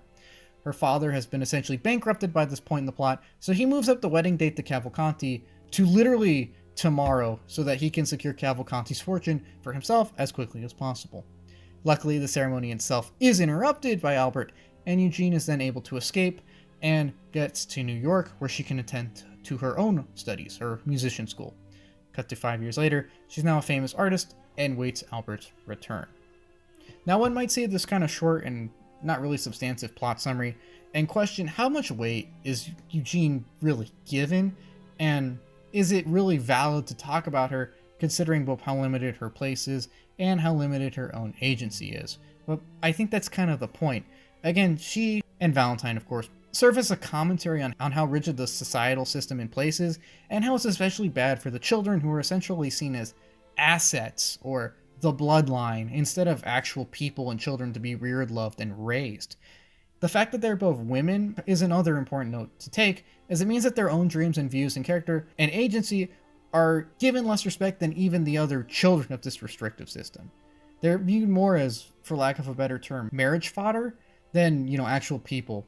And them being reduced by this level is not only a kind of commentary on systems in place both there and in the past, but something that genuinely gets us to empathize with them, because I don't imagine anyone would want to marry someone they don't love, especially if they're being forced to do this by their parents, who in this scenario also don't love them. I mean, no matter what your gender or whatever is, I can imagine that would be quite traumatizing, as if a child's parents don't care about their feelings or dreams, but simply what they can get out of them, it's very obvious that this family dynamic is not a healthy one, and even a tragic and traumatic one. And I think that's what the importance of Eugene's character really is. It's a sort of window into how apathetic or uncaring parenting negatively impacts the youth. It really makes us empathize with her, and that's why it's important that she's characterized as well as she is, because it opens the eyes to the plight of people trapped in that kind of situation. When I first saw Eugene on the screen, I will admit my first thought of this lady's kind of a bitch, but as the context is revealed, I started to feel sorry for her, and when Cavalcanti showed up, I became extremely worried. I empathized. And look guys, I know the viewer demographics. I know it might be a little weird to comment on, quote, women issues, but again, this is not just a woman issue. This is a familial issue at its core, and it's a commentary on how broken and corrupt families will sell out even their own when love and support are instead substituted with greed and scheming and selfishness. Eugene serves as an excellent window into the familial issues rife within the aristocratic class here, and it's why we empathize with her so much, because at her core, she seems like a normal and even good person abused by those holding her down, for no fault of her own, and we want to see her break free of that. It's a common goal, really. She and Valentine have their own talents and dreams and ideals, which are smothered by their parents' obsession with appearances, wealth, and status. If their parents had any kind of moral character or actually cared for them, I don't think they would be pressing for all of these marriages so hard. But instead, their parents are just kind of caricatures of greed and envy, and how those can negatively impact even those around people like that. Luckily, though, these women do manage to break free of the system in place, even if it is with the assistance of others. Valentine does so first when, after being poisoned, Maximilien takes her to Marseille to recover, and Eugene does so later after her wedding is broken up. Although there is room for criticizing how these women are set free by men, okay, first of all, it's a book written in the 1840s, and I'm pretty sure there's plot differences in that actual book, but also, they're, again, serving as a commentary of a broken familial system, and not just quote-unquote damsels in distress. The fact that they do break free of those systems, though, is inspiring in and of itself, and we do get some good yeah moments when we see them escape their unloving parents, at least in Eugene's case. And it's not like they don't do anything, especially Eugene, as she does serve as a sort of console for Albert. If not for her, I doubt he would have grown so much, not only because he needs to, quote, save her, but also because she genuinely provides actual wisdom and knowledge to him. She isn't stupid, in fact she's arguably more intelligent than him, and her more informed and worldly view of things help formulate Albert's own growing process. She serves as an important catalyst in this regard, so that he himself can become the man that he's supposed to be. And that's why she works really well with his character, in spite of their obvious foiling. Her jaded side illuminates things to Albert so that he can actually open his eyes instead of just blindly believing everything he's been told. The fact that they are very different means that they complement each other's weaknesses and strengths very well. Now, of course, before we wrap things up, it is important to note a few differences between Eugene here and in the source material. As noted earlier, I don't quite know how Eugene's handled in the book. I haven't read it. But in that book, I do know that she's an implied lesbian who goes off with her implied girlfriend to become her own person. I do think this is a more poetic ending to Eugene because it adds more impact and tragedy to her nature as a confined woman just simply waiting to be married off. In spite of this, though, I think she is still solid here, and a great example of the negative impacts that unhealthy family dynamics can have on the youth of a family. Another central theme throughout the Count of Monte Cristo, or at least this telling of it, is the contradiction between being trapped in decadence or free in not decadence. I'm not going to say squalor because no one here really has to deal with the socioeconomic consequences of extreme poverty, but definitely lower than extreme wealth. This is something that's brought up to us very early on and throughout the series, and it kind of paints the narrative arcs of Albert, Eugene, and a lot of the other people his age. There is this dichotomy of you can be super wealthy, but you have to adhere to all these really dumb and artificial and strict norms, or you can not have all of that wealth, but basically be a normal guy who can live his own life. While material decadence might seem very alluring at the beginning, we learn that it's not all it's cracked up to be, and there's really no point in being super rich if you can't enjoy basic freedoms or basic liberties like marrying someone you actually care about and love. And for this reason, a lot of the characters, especially Albert and Eugene, seek to break free of the restrictive system they're in, and would rather live less decadently than be completely trapped in the glitter of gold. Again, they don't choose poverty because they're wealthy enough to avoid that, but they're willing to sacrifice being super rich in order to obtain something that actually matters to them, i.e. freedom. Albert is the most extreme example of this, as I'm pretty sure he goes from super rich to like lower middle class schmuck, which is a big sacrifice when we do look at it objectively, and I think it does speak to the inherent value of freedom and how that's something that can't be qualified, but is inherently more valuable than all of the material wealth in the world. I understand some people would choose material security over complete freedom, but this isn't really a debate between those two, but instead reasonable freedom against extremely high levels of wealth. I think the noble choice is made, though, in that Albert does choose to be free. He's perfectly fine with giving up his wealth and his estate and his titles in order to, just be his own man. The one thing that a lot of those who are super wealthy, ironically, cannot own. They're trapped in their own decadence, they're trapped in their own desires and their own lust, to the point where they can't really achieve individual growth. They can't really grow as people. And as someone who wants that, Albert prioritizes that over the extreme decadence that he could have had. And I think that's a noble decision. It tells us that wealth isn't everything, and that you have to value yourself as a person a lot more than you might value something shiny or expensive. Because humanity and the human element is something that can't necessarily be quantified. You can't put a dollar value on that kind of thing. We see this too with the Count, who, while extremely wealthy, doesn't really care about most of that. He uses almost all of it to further his own agenda, and he's perfectly fine with not retaining any of his own wealth in his death. He does need his wealth for his objectives, but he's not necessarily too attached to it in and of itself. Overall, I think there is a nice little commentary here about how decadence isn't all it's cracked up to be, and that if compared to freedom, it in and of itself is inherently worth much less. In a previous segment, I referred to Eugene and Valentine as potential tragedies waiting to happen. In contrast to that, though, we can look at the actual tragedies which do occur, and that is the lives of Albert's mother, and potentially, depending on how you view or relate to the characters, the wife of the prosecutor and the wife of the banker baron. Now, I say possible in the case of those two because, as we do learn throughout the story, they are also horrible people that I don't really empathize with, and honestly, they kind of get what they deserve. But at least for Albert's mother, she is a good example of what we would consider a tragic woman in this case, or a tragic character in general, someone that is confined to an unpleasant station in life by circumstances completely out of their control in spite of their own hopes and dreams. We are going to talk about these three women in this one segment because they do share some overlapping things. However, as a result of the differences between Albert's mother and the other two wives, we will split off her at around the halfway point in order to recognize some things that distinguish her from these other people who are generally bad people, while she, on the other hand, is just kind of a tragic woman who doesn't really have too much agency left, to be honest. She doesn't seem like a bad person so much as a confined one, while the other two actively conspire to the detriment of their families and those around them. Now, these three women are, of course, Madame Marcouf, Albert's mother and the original lover of Edward Dantes, Madame Danglars, Eugene's mother and wife of banker Baron Danglars, and Heloise de Villefort, I can't speak French, who is the wife of prosecutor Villefort.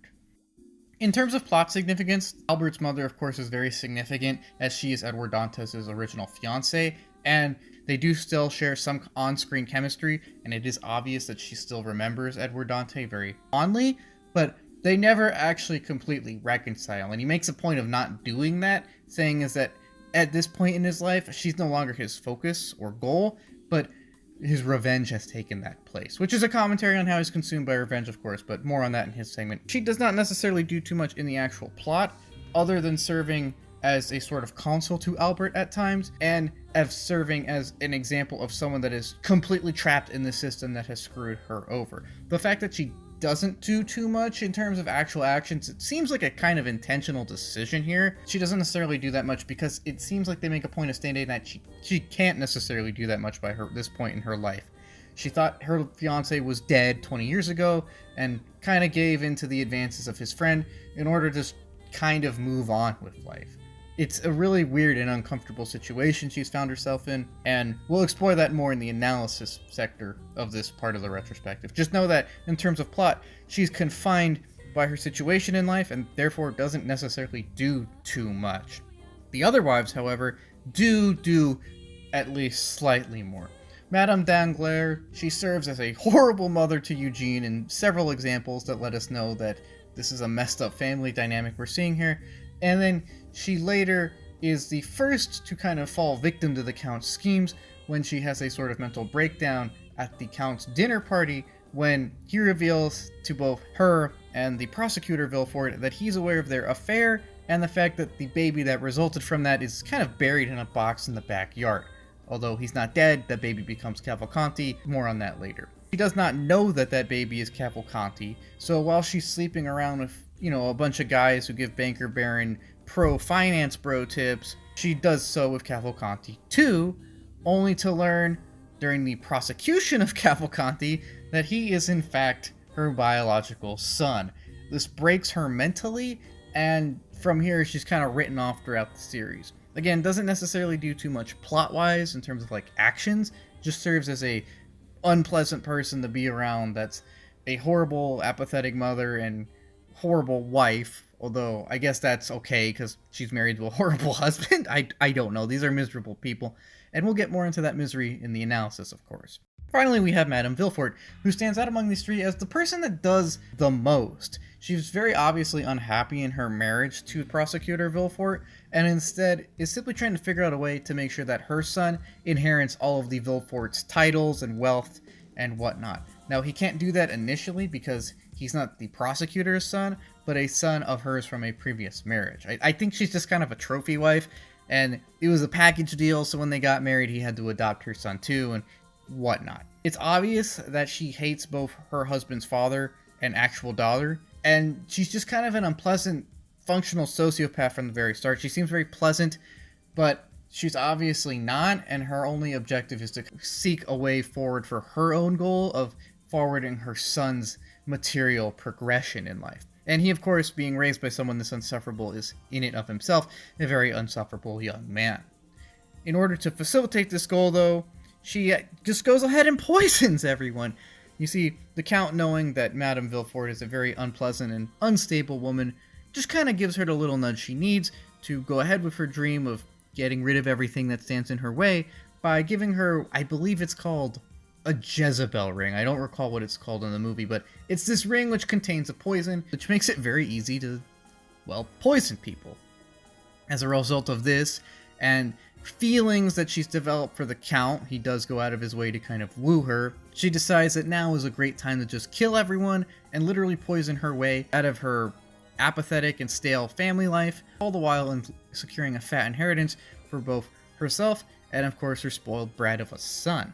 As a result, she attempts to poison both her father-in-law and her stepdaughter. This, of course, fails, but the fallout of this results in A, Valentine getting whisked away by Maximilien, B, the almost complete collapse of the Villefort family, and C, her own downfall. As Mr. Villefort, the prosecutor, figures out her schemes pretty quickly, and after firing everyone in the house, gives her an ultimatum of either take your own poison, or accept the fact that I'm sending you off to a state hospital.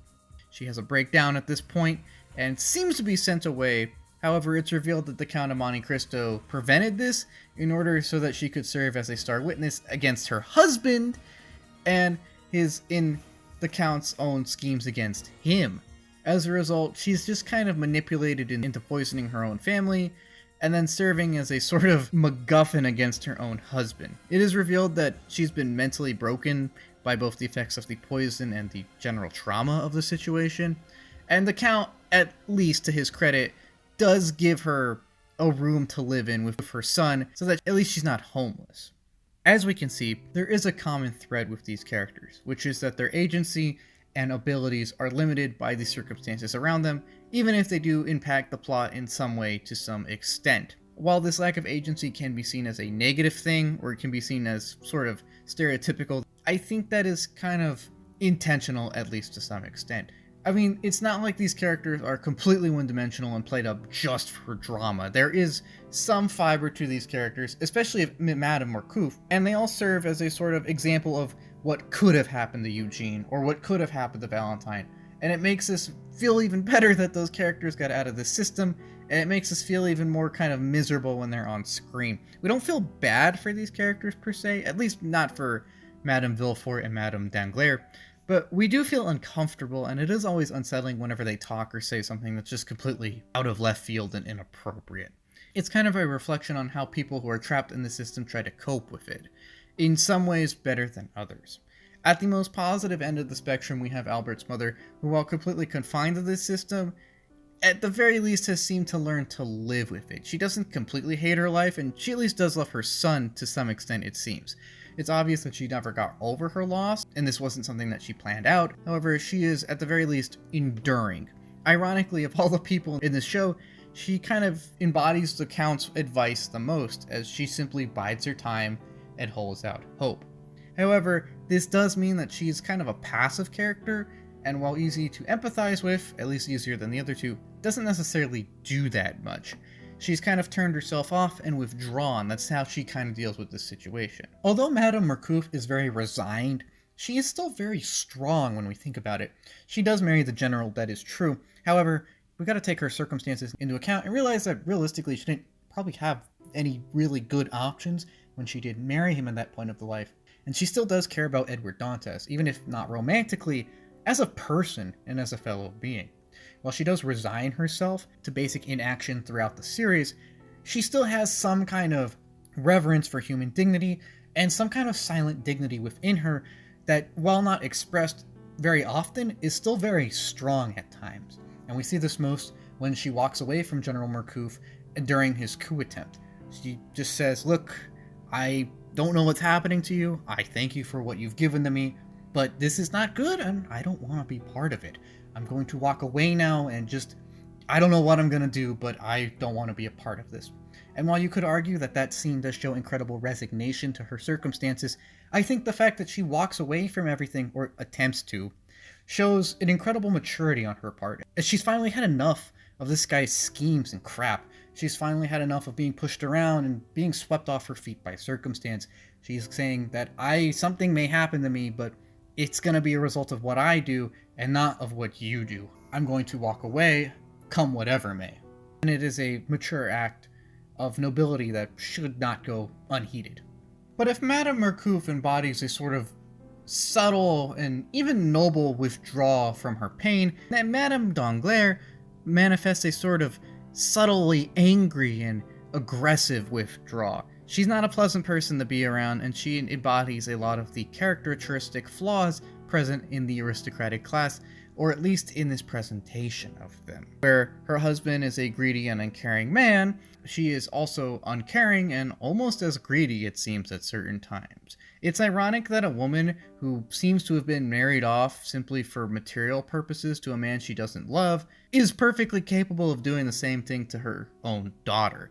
And while you could argue that she's just, quote, upholding tradition, I think it's very obvious that she, at least to some extent, also sees her daughter solely as marriage fodder. This is someone who's kind of forced himself in some way to accept the system. I'm not saying that she's not a victim of it, but it's been affecting her for so long in so many ways that she's kind of just rationalized it. However, she hasn't rationalized it to the point where she has now no bitterness over it, and so takes that out on both her husband and her daughter in some ways. Now, when it comes to her daughter, it's very obvious that she doesn't care about Eugene, or at least not that much, so we see this kind of angry apathy between the two. Eugene, of course, is upset that her mother doesn't love her, who could have figured, a sign of someone that is just bitter at just life in general. She does not seem like a happy woman, and as a result is always either angry or chasing some kind of vice to get herself lost in. And this ties back into how her angry withdrawal and bitterness affects or is a reflection of her relationship with her husband. Mr. Danglars, banker baron, gets off on one thing, and it's obviously not women. It's money. So while he's chasing his money around and while he's doing all his banking, his wife is left unattended and of course decides to lash out at her marriage by sort of defiling it, if you will. That is to say that she sleeps around a lot, which is both unpleasant for Eugene because, well, I don't think I need to explain how that's an awkward dynamic between child and parent, especially when it's an open secret, and I want to say, at least for me, the viewers. Now, you can say that, well, she's in a loveless marriage, and, she has emotional and material, physical needs, and I think you could make that argument because it's an argument that the show makes on several occasions. It's not that Madame Danglars sleeps with a man other than her husband to escape this facade of a marriage. It's that she does it seemingly impulsively with various men in order to kind of bury her own apathetic rage. This isn't someone that actually cares for these men, but is simply using this momentary moment of release in order to kind of escape from the circumstances around her. She's someone who throws herself into vice because it offers a temporary reprieve from a life which she hates so much. I think Banker Baron is okay and aware of this, so you could make an argument that, well, it is at least consensual. However, that doesn't change the fact that it's not a constructive relationship that she engages in, but just a kind of physical fling to distract herself from her circumstances and get the dopamine pumping for a little bit. Madame Danglars, and later Madame Villefort, as we'll see, don't seem like people interested in constructive relationships, which is their main flaw and why we can't empathize with them, because these just seem like people who, like those around them, are out for themselves. They are victims of the system because their marriages were properly arranged. However, they also victimize others in the system. That makes them very complex characters to think about. We can relate to them, at least hypothetically. I can't relate to these people, but you could hypothetically relate to them because you could say, like, wow, I would hate to be married to this horrible man who, like, is a complete shallow a-hole. But then it makes us ask, does that justify them being shallow a-holes? And I don't necessarily think it does to the extent that they are. I think that two wrongs doesn't necessarily make a right, and it is possible for both of Eugene's parents to just be complete assholes. Ironically, casual sex is also her downfall, as she's kind of tricked into sleeping with her own biological son, who she hasn't seen in 17 years, and the revelation of this just breaks her mentally. This is a marvelous summary of how someone who is a victim of the system is also a somewhat willing perpetrator of it, and that she's not completely innocent here, furthering this idea that the victim can also be someone who is guilty of their own great sin, is Madame Villefort, who poisons her own family in order to try and secure their wealth and their titles for herself and her son. Now, it's important to note, before we talk about Madame Villefort, that we get some context on her marriage. She is Prosecutor Villefort's second wife, and not the mother of Valentine. As a result of this, she's kind of just a trophy wife that the prosecutor keeps around in order to, maintain family appearances, and none of his wealth or titles or anything are actually destined to go to her or her son, but instead his complete biological daughter. As a result of this, the madam feels kind of like she's in a double bind. Not only has she been probably arranged to marry this complete asshole, but she doesn't even get to secure any of the wealth or material stuff that you would get for this kind of arranged deal. I mean, at least in Madame Danglars' case, you could be like, well, she's trapped in this horrible marriage and lost in lust, but she does get a ton of money out of it. That doesn't justify the situation at all, don't get me wrong.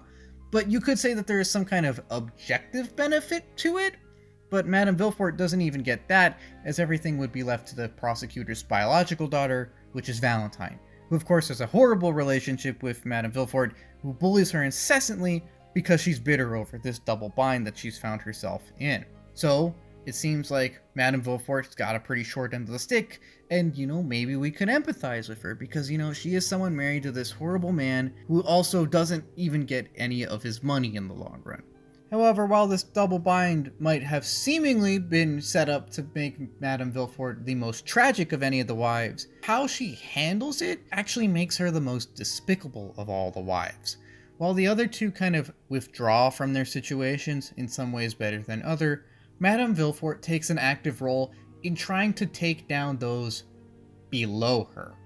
Now, if Madame Villefort poisoned her husband, yeah, that's still murder, but at least there would be some kind of potential relativistic argument for it. I don't think it would be justified, but you could say that, well, she was forced into this, she's just making her own path in the world, she's striking down the system, you go, girl. I could see that being a motivation that we could at least understand. Ironically, I think he's like the one guy she doesn't try the poison, because she, to some extent, is so blinded by her bitterness and rage of her circumstances that she just lashes out at the easiest target, and that, of course, is Valentine and her father-in-law. I don't think that this is because she has some kind of conscious knowledge of her circumstances, though. I don't think she does this out of fear that lashing out at her husband will be her own downfall, but instead I think she does this because she hates these two characters who manifest her own lack of agency. She doesn't empathize with her stepdaughter at all, but instead sees her as an obstacle to securing her own bag, something that her stepdaughter probably isn't even that interested in for her own sake. Madame Villefort has been blinded by her bitterness to the point that she lashes out at a woman whom, on paper at least, she should be very sensitive towards. It seems like the two women have a lot in common, and the same tragedy has molded or is molding their fate. However, bitterness over this tragedy, or the circumstances which led to it, turned Madame Villefort from a potentially tragic character into a straight-up evil stepmother villain. She is bitter about everything that's happened to her and becomes a bully, later becoming a poisoner. Of course, she gets her own mind poisoned, and this mentally incapacitates her and kind of writes her out of the series. However, the point stands that she has become a sort of manifestation of the system eating itself. That just because someone has been wronged by the system doesn't mean that they are also not capable of wronging someone else in the name of the system. It's an Ouroboros of bitterness with Madame Villefort. It's appropriate that this very toxic person is a literal poisoner, and of course gets their comeuppance. I also like the extreme irony of Madame Villefort being a basic psychopath who gets played. The Count textbook manipulates her to do his own thing, and I just think that's hilarious from an irony standpoint. And this brings us back to Madame Marcouf, the only character here who doesn't get any comeuppance. She does suffer greatly at the hands of others, however it is important to distinguish her from the other two wives because she does not actively partake in all of the negative behaviors that the other two do. Yes, she's still trapped and embittered by the system, she's greatly depressed by her station in life, but she still cares for her own son, and she's still a faithful wife. She doesn't treat her children with complete apathy, and she isn't someone completely obsessed with money, or style, or standing. She still retains her human dignity, and this sets her apart from the other two who have seemingly sold it upriver, believing that if no one else sees their dignity, why should they see their own dignity? But this idea of dignity is another through line between these three characters, as they've all kind of been denied human dignity by those around them to varying extents. And I think that's why these are all tragic characters, as even if we can't empathize with two of them, and two of them are horrible people, it's not a tragedy on a micro scale, on a single individual scale, but on a conceptual macro scale. We don't feel bad for Madame Villefort or for Madame Danglars because it's obvious that their actions have kind of rebounded on themselves, but I do think it is valid feeling bad just kind of observing this system of human waste. I don't feel bad for Madame Danglars, but I do understand how the concept of being forced into this horrible loveless marriage is tragic. I don't feel bad for Madame Villefort, but I do understand that it is unsettling and uncomfortable seeing how unsettled and upset and psychotic she becomes. I don't feel bad for her, but I do feel uncomfortable from her characterization and how it plays out throughout the story. And that of course is a point, that of course is intentional, and I think it's done very well. While these three women are very restricted in their agency, that's kind of the point, not in order to promote this system or how restricted they are, but to show the tragic and destructive nature of all of the restrictions present. It's not a promotion of this weird and gross arranged system of things, but a presentation on how that can destroy people and turn them into monsters. And that is why this is kind of a tragic thing, not because these are all characters we can empathize with, but because at some point they might have been characters at all, but instead are now turned into monsters, at least in the case of Madame Villefort and Madame Danglars. I don't feel bad for those two women, but I do feel bad for Albert's mother. And in the case of all three, there is a through line of how they have been reduced from humans into something else. And such thorough dehumanization is, at least on some visceral level, a truly disgusting tragedy. Throughout this video, we have mentioned the idea of tragedies and potential tragedies numerous times. However, if we were to speak of the second most prominent one, the most prominent of course being that of the titular Count of Monte Cristo, then we would have to talk about Franz D'Epinay. A very interesting character through this series, not only for how he's kind of a commentary on how blind revenge can affect people even outside of the intended parameters of it, but also because of, well, just how interesting and well characterized of a guy he is. What could have been a simple side character or sidekick used for exposition is actually a very well developed and likable person. Someone who always has his friends back and looks out for him, even if he does get annoyed with his antics from time to time. This is because Franz is the counterpart to Albert, and even serves as sort of an older or wiser brother or friend to him. He genuinely cares about Albert's safety, and as the most logical and caring guy throughout the entire series, it is unfortunate that he gets screwed over simply trying to protect his friends. However, that does speak to a true nobility within his soul, and not just the false proclamation of nobility that these people march under, and it does assign him a place of being probably the most respectable and admirable members of the cast. His floor isn't as low as Albert's, and his ceiling might not be as high, but he is a well-developed character that is very likable and contributes immensely to all of those around him, even after his passing. Now, to get into things, let's start with what he does in the plot.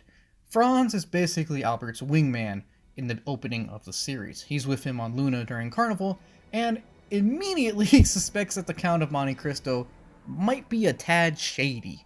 He serves as Albert's wiser friend, telling him things that seem obvious to us, but not necessarily to Albert. Things like, this guy seems kind of shady, I don't know if we should talk to him. Albert, this seems like kind of a bad idea, don't go out at night, etc., etc. While he does protest Albert's initial interactions with the Count of Monte Cristo, he doesn't stop Albert from talking to him because, well, he respects that Albert is his own man, after all.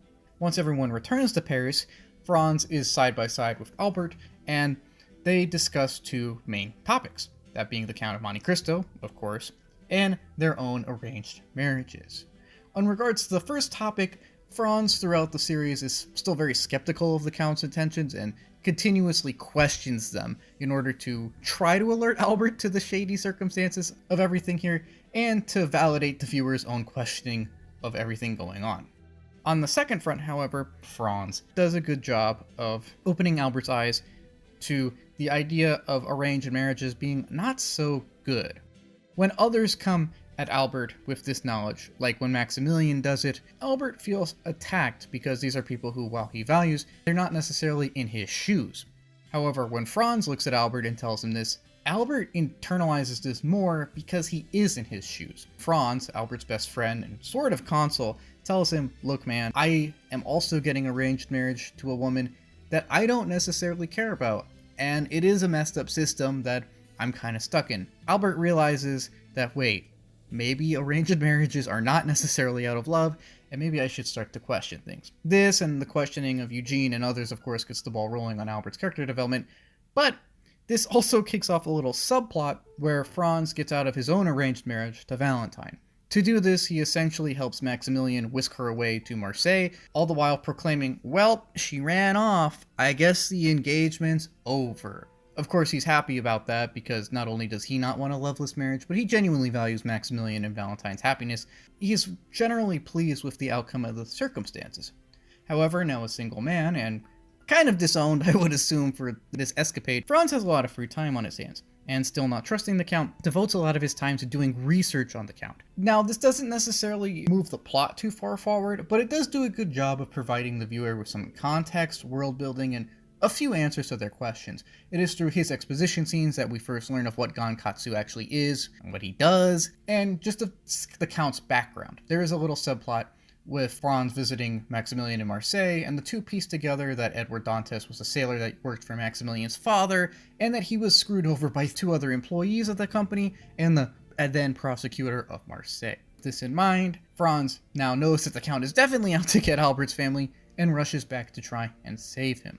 Unfortunately, he doesn't necessarily get there in time to stop all of the scheming, but he does get there in time to try to talk Albert out of dueling the Count. By this point, everything's out in the open, and Albert challenges the Count to a duel for his honor. Now, Franz is unable to talk Albert out of doing this, however, he does trick Albert into not fighting the Count. What Franz does is he says, Albert, it's going to be the night before the big fight, let's celebrate. And by celebrate, Franz just means drug Albert. So Albert is now out cold, and Franz duels in his mech armor in his steed. He puts up a good fight, but is ultimately killed by the Count. And this creates a great tragedy for Albert, who has now been deprived of his very best friend by the Count's own merciless quest for revenge. Right as Albert seems poised to break under all of this pressure, though, Franz does one last great service to him by telling him to, quote, hate no one. This is a very important idea. which not only reinforces Franz's role of sort of a voice of wisdom and compassion, but does a great job of saving Albert. Franz does pass away in his arms, however, his last passing words of wisdom do keep Albert from giving fully into the urge for revenge, and do keep him on track enough to even try to save the Count and redeem both the Count and himself. In his dying hours, Franz gives Albert the words and advice he needs to live a better life. And it is nice in the last episode that everyone makes a point of bringing flowers to his grave. That's not to say that Franz doesn't have an evolution of his own. He does have a sort of subtle arc of going from apathetic to taking action. It's a sort of smaller version of what Albert does, because Franz starts with a higher floor and achieves a lower ceiling. Of course, he's not the main character, so this makes sense, and it is a nice kind of little microcosm of Albert's own evolution. When we first meet Franz, he's completely apathetic to the arranged marriage thing. He's like, well, at least Valentine's not unpleasant. I guess I'll just live with her for the rest of my life, and well, I guess, whatever. He does respect her as a person. However, he has no real deep emotional attachments to her and realizes that he's simply being married to her for prestige and wealth reasons. He knows this very openly, and he knows that everyone around him knows this very openly, so he doesn't try to protest this initially. When Albert asks him about his own marriage and Franz openly answers that he doesn't really love his fiancée, this gets the ball rolling on Franz's subplot, and this is his first major evolution. He sees in Albert a man who idealizes love and commitment and actual good marriage, and this kind of pushes Franz enough to break off his own marriage. Now, of course, it isn't as simple as just telling Prosecutor Villefort, hey, I don't know if we should go through with this. No, instead there's a bunch of conspiring and building up Maximilien and trying to talk to Valentine to work something out. Eventually, Valentine is poisoned, and this opens up Franz to really push Maximilien to whisk Valentine away. And this is a very good example of Franz's selfless nature. He's literally giving away his fiancée so that she can be happier, all the while making the person she actually loves happier. Not only does this benefit him, because he's freed from a loveless marriage, but it greatly benefits the person that he's supposed to marry and the person that she actually marries. This is a great showing of compassion from Franz, which is one of his greatest strengths, a strength greatly complemented by his own logical side. It is a tragedy that Franz is the most logical person in the entire show, and one of the only ones to die. It's really cruel and ironic when we think about it. This is a man who keeps warning Albert, hey, don't talk to the Count, or hey, don't do this, or hey, that's dangerous. And Albert's naivete or his impulsive side overrule Franz's warnings, and Franz, as a result, kind of suffers from this, which also mirrors how Franz is one of the greatest victims of the Count's own schemes. Him suffering from the actions of both Albert and the Count, while seemingly very different, are both a manifestation of how the most intricate of schemes, or the most impulsive of emotional actions, can negatively impact people who are supposed to be outside of those parameters. Franz is affected by the Count's actions, even though, as far as I know, the Count doesn't really have anything against him or his family. Franz is affected by Albert's actions, and they even get him killed. Although you could argue that Franz does take Albert's place on his own initiative, out of his own compassion. Finally, I want to touch on the blade that actually kills the Count. Now, I know this sounds weird and random in the segment about Franz, but let's consider Franz does stab the Count, and the Count does break off the blade of Franz inside of his heart. This doesn't kill him when he is initially stabbed because he's empowered by Gankutsuou at the moment. However, as soon as Gankutsuou leaves his body in the penultimate episode, we see a sword blade all of a sudden just spawn in his heart and kill the Count. Now, he does get stabbed by the general beforehand in the same episode, so I can't confirm what sword it is. However, considering it is just the end of the blade, I want to say that this is Franz's blade that actually kills the Count. And I really like this weird bit of subtle symbolism, as it is the crowning marker of Franz's role as Albert's protector. As at the end of the day, he is the one that brings the Count down in defense of his friend. Even if it doesn't occur when he would have liked it to, and it doesn't occur until much later, it is still Franz's blade, at least in my headcanon, that brings down the Count, and forever cements Franz's role as someone who will fight a noble fight for their own friends and for those they care about. The point still stands, though, that this is a man who suffered, sometimes willingly, for others, which not only speaks to his nobility, of course, but also to how reckless or aggressive actions can cause a lot of collateral damage at times. And it's important to remember these things so that we restrain ourselves from acting too impulsively or too vengefully or too spitefully. Even if you want to get someone, I don't think you'd want to hurt an innocent guy like Franz. However, while him dying for Albert does seem rather one-sided, because, well, bro took one for the team, it is important to note that, to some extent, Albert also saves Franz, as Albert is the one that pushes Franz enough to break off his loveless engagement and really start to live his own life. If it wasn't for Albert, then Franz probably would have just gone through with the marriage and degraded to either a depressed old man, or at worst, become sort of like the sick adults around him.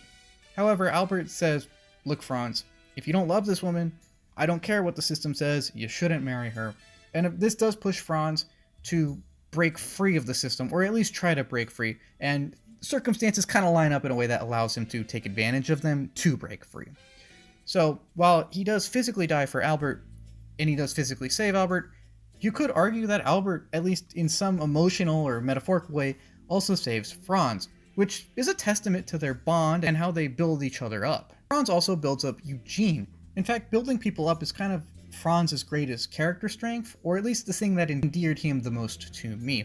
As not only does he build up Albert, but he also helps Eugene keep everything together, and even holds the group together long enough for Albert and Eugene to reconcile. And this is a very understated service of his, as if it wasn't for Franz, the main romantic relationship of the series would not have carried out the way it did, if even at all. He basically facilitates their reconciliation by himself, and this is not only critical for helping Eugene live a better life, but helping Albert and Eugene grow into better characters. He does serve all those around him, and he does save many of those around him. But while he physically saves him in a very obvious scene, he also emotionally saves Albert, as if he had not specifically told him to hate no one, it's very probable that Albert would have been consumed by revenge or impulsive actions and ended up like the Count himself. It is thanks to Franz's compassionate and caring words that Albert is able to pull himself back. And I like this layer of not only physically saving Albert, but emotionally or kind of spiritually saving Albert, painting Franz as a tragic character, not only because he was an innocent victim, but also because of how much he gave to those around him, and could have given had he not been unfortunately killed. This is why he's probably the most tragic character in this entire series, and this is probably why he was one of my favorites of this series.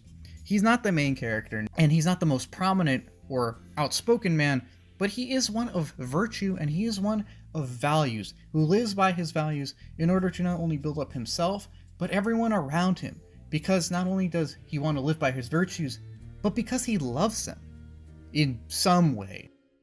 Yeah, that's the awkward transition into one of my questions about Franz, and it's something that I honestly wonder about, and that is he, in this version of the story, gay? Franz's implied homosexuality is a very subtle, perhaps not even intentional, character thread that weaves its way throughout the story. Now, there's nothing wrong with homies being close, and that's not necessarily enough to assume that the show is perhaps implying that he's homosexual.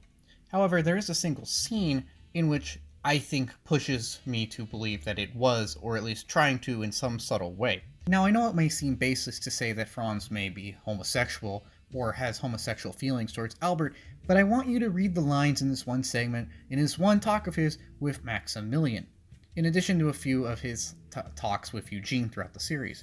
This, to me, seems to be an implication that Franz had other interests in Albert. Not necessarily nefarious ones, but that he cared for him on more than just a friendly level. Note how Maximilien notes that Franz is in love with someone who possibly cannot return his love. Now, that seems kind of weird, because we don't really know who that person would be, considering that Franz is not interested in Valentine, and he doesn't show interest in really anyone throughout the series.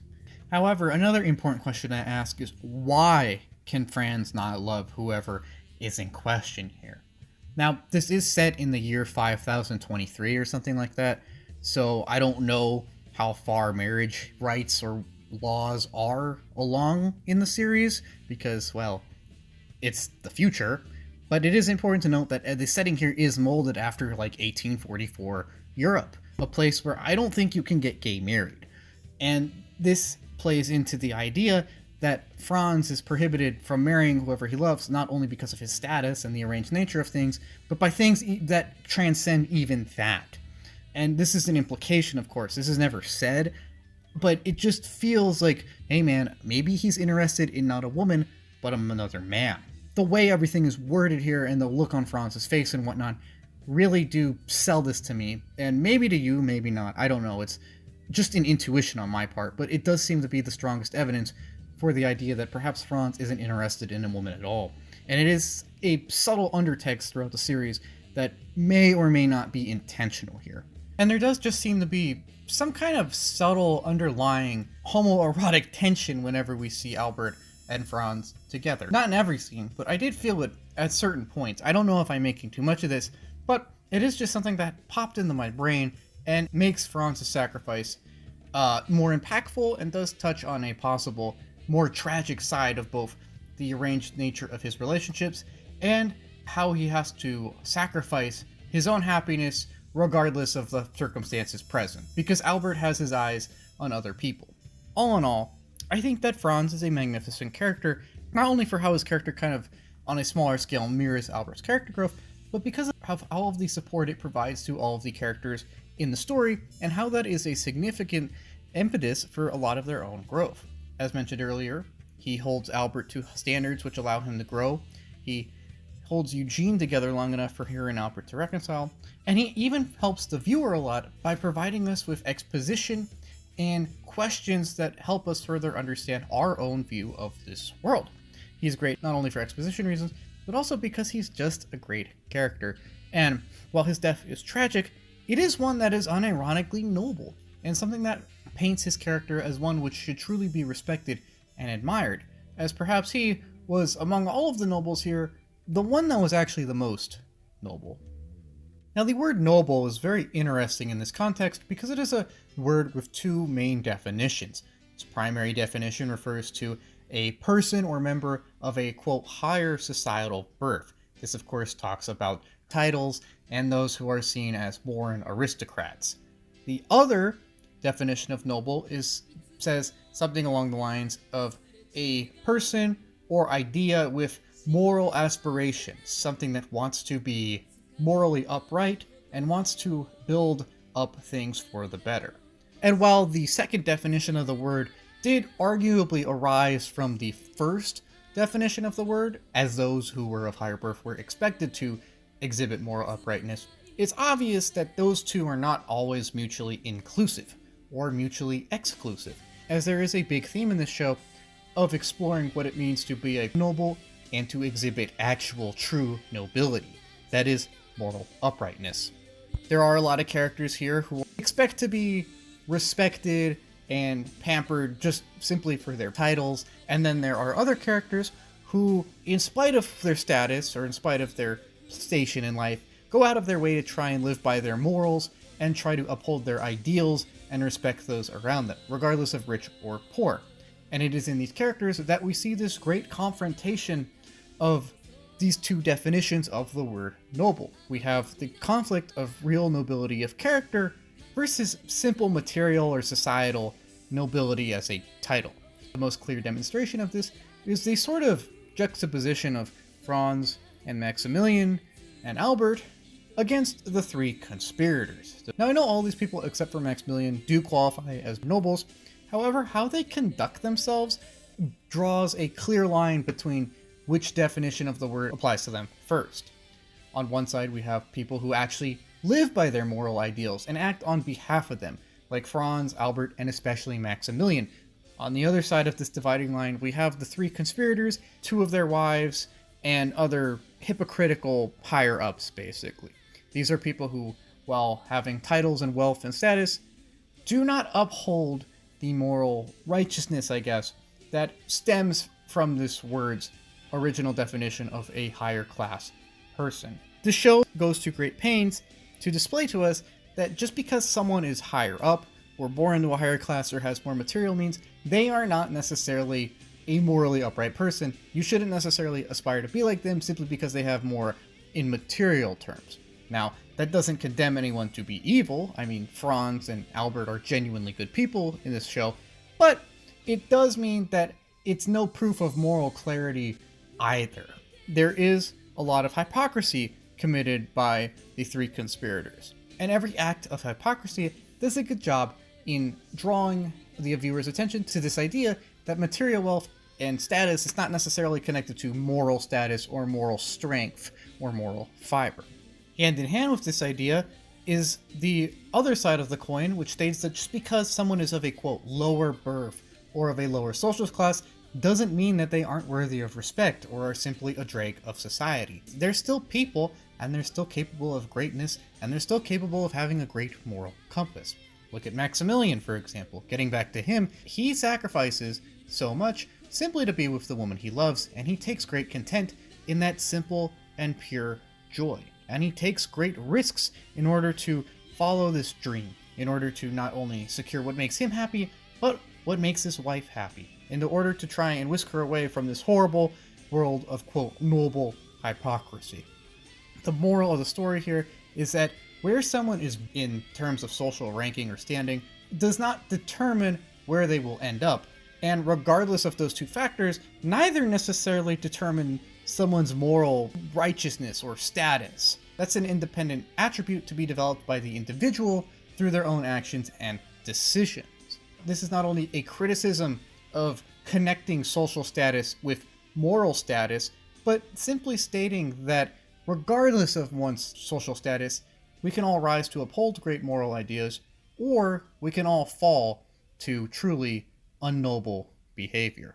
Touching on this idea that not all nobility arises from one's birth, but how they conduct themselves and their own moral fortitude, is the cast of the Count's helpers, the Count's retainers. In this case, we'll be talking about Bertuccio, Baptistin, Haydée, Ollie, and Peppo. And yes, I know there are others, but because of what I'm going to talk about here, I think it's most appropriate to talk about Cavalcanti in his own section. These main five, however, are proof of the Count's humanity and his latent or buried / repressed nobility, that he still has some human bones in his body. And I'm going to be honest with you, these are all tertiary members of the cast. However, since I do like to shine a light on the tertiary member of the cast throughout all of my retrospectives, and because these are still some very interesting characters, I would like to take a few minutes to talk about them, and not only how they enhance the presence of the Count, but how they manage to stand up on their own for the few scenes where they're allowed to do that. Now, starting off with the plot side of things, as tertiary members of the cast, whose sole purpose is kind of just to execute the Count's orders for the first 12 to 20 episodes, these guys do a lot, but they don't necessarily do too much outside of those schemes. For example, Bertuccio helps the Count maintain all his appointments. Baptistin is his right-hand man in a lot of things. Haydée is the number one piece of evidence of General Marcouf's traitorous betrayal back in the war. Ollie is the sort of medic of the group, and Peppo serves as the Count's informant on the affairs of Albert. This is what they do throughout most of the plot, up until around the last 5 or 6 episodes, I want to say, when they start to realize that the Count has been consumed by his revenge. And this leads them to diverting from his planned course in order to take their own actions in order to try and save the Count. For example, Bertuccio and Baptistin track down Albert so they can have more help talking the Count down. Baptistin even takes a bullet for Albert in order so that he can continue this quest. Haydée makes a very emotional appeal towards the Count and tries to get him to take his medicine once it becomes obvious that the Count no longer wants to bother doing that, seeing as that he's kind of given up on things once his revenge has run its course. Peppo makes a concentrated effort to help Albert break up Eugene's marriage to Cavalcanti in order to ensure that both Eugene and Albert can live happy lives after the Count's schemes come to fruition. What we see here in all of these characters is that even though they are defined by their loyalty to the Count and to the cause, the loyalty is not completely blind in that they're willing to stop the path of the Count if it's for his own good. And they do attempt to do so as the series concludes. However, they cannot save the Count completely, as he does die once Gankutsuou leaves his body. However, their efforts do go far in bringing back Edward Dantes as he passes on. That is to say that the Count dies not as the Count of Monte Cristo, but as Edward Dantes, surrounded by his loyal retainers, who value him not only because his schemes value their goals, but because they value him as a person. And I think this is the true nobility of their souls, that they look at this downtrodden and beaten up man who's basically sold his soul just to achieve some kind of revenge, and yet they still notice that he does have human decency and that he does have some kind of justification when it comes to his grievances. They recognize him not as the Count of Monte Cristo, but as Edward Dantes, the man. And I think that's why I like all of these supporting members of the tertiary cast so much, because they do have their own presence and they do have their own relationship with the Count, even if that's not necessarily the sole point of these characters. Now, being honest for a second, these characters exist mostly for logistical purposes. It doesn't make sense that the Count, even in all of his years of planning and with all of his wealth, would be able to execute everything 100% by himself. An undertaking of this size is obviously going to require some help. So in this way, these characters could be argued as mostly logistical characters, here solely to make sure that plot stuff happens smoothly. But while this could have been their sole purpose for being in the series, it's not, and I do like how their arcs kind of subtly come to fruition at the end of the series, where they all try to stop the Count for his own good. Now, these aren't the biggest arcs ever, they're all kind of small, considering that they are tertiary members of the cast. However, it is there, they are there, and I like these nice little touches that let us know that these are tertiary members of the cast, but they're still interesting and notable ones. All of their interactions with the Count near the end of the series really humanize both themselves and the Count, and let us know that even though this is a story with big over-the-top anime moments centering on a massively complex scheme of revenge, it still centers around people. On a macro scale, this is a tale of revenge, of great schemes, but on a micro scale, it's about a hurt man trying to find justice for himself. And through the eyes of these even smaller characters, we see how that is not only affecting him, but those around him. And I love this little touch, this little unifying tidbit here and there. They unify the Count into his surroundings. While it logistically is necessary for the Count to have people around him, it wouldn't necessarily be socially necessary. He could just not talk to these people at all in his free time. However, it's obvious that he does, and it's obvious that they value each other as people. What I'm saying here is that the Count not only seeks these people for what they can do materially, but also for what they can do emotionally. And it's obvious that they also respect and value their bond with the Count in return, as shown by their dedication to him. One of the scenes I remember the most, in fact, is near the end of the series, when the Count says to Bertuccio that he will leave all his money to him, asking what he would want to do with it, to which Bertuccio replies simply, "I want to follow you until the end." It's this kind of loyalty that lets us know that the Count is not just a monster, that there is a human side to him that these people can clearly see and want to follow. They're not just in it for the ludicrous amounts of money or for the revenge, even if they may say or think that on the surface. Getting to these characters on a one-on-one basis, we'll start with Bertuccio and Baptistin. Now, Bertuccio seems to be the Count's right-hand man. He seems to be in charge of all of the, scheduling and stuff, and more importantly, seems to be the one that the Count goes to first, his sort of conscience or source of advice for some things. In this regard, he's a very silent but very steady rock, which the Count can bounce ideas off of and ask for general help and guidance in some things. Baptistin also kind of fits into this role, however he's more of a man of action, helping the Count with anything that requires physical action. Of course, the two work well together and value and respect the Count very much, and they also have radical designs. I don't know how some people feel about these, but I think considering the look of this show, they're pretty good. They fit very well. I don't know why, but the Count of Monte Cristo hiring two jacked men, one of which with a pompadour, just stands out so much to me in so many fun ways. Next, let's talk about Ollie, who probably has the least amount of screen time and doesn't say anything throughout the series for what I can tell. If I had to guess the reason for both of these things, it's because of the source material. In the source material, the Count of Monte Cristo is noted as having, and I'm quoting here, a Nubian slave.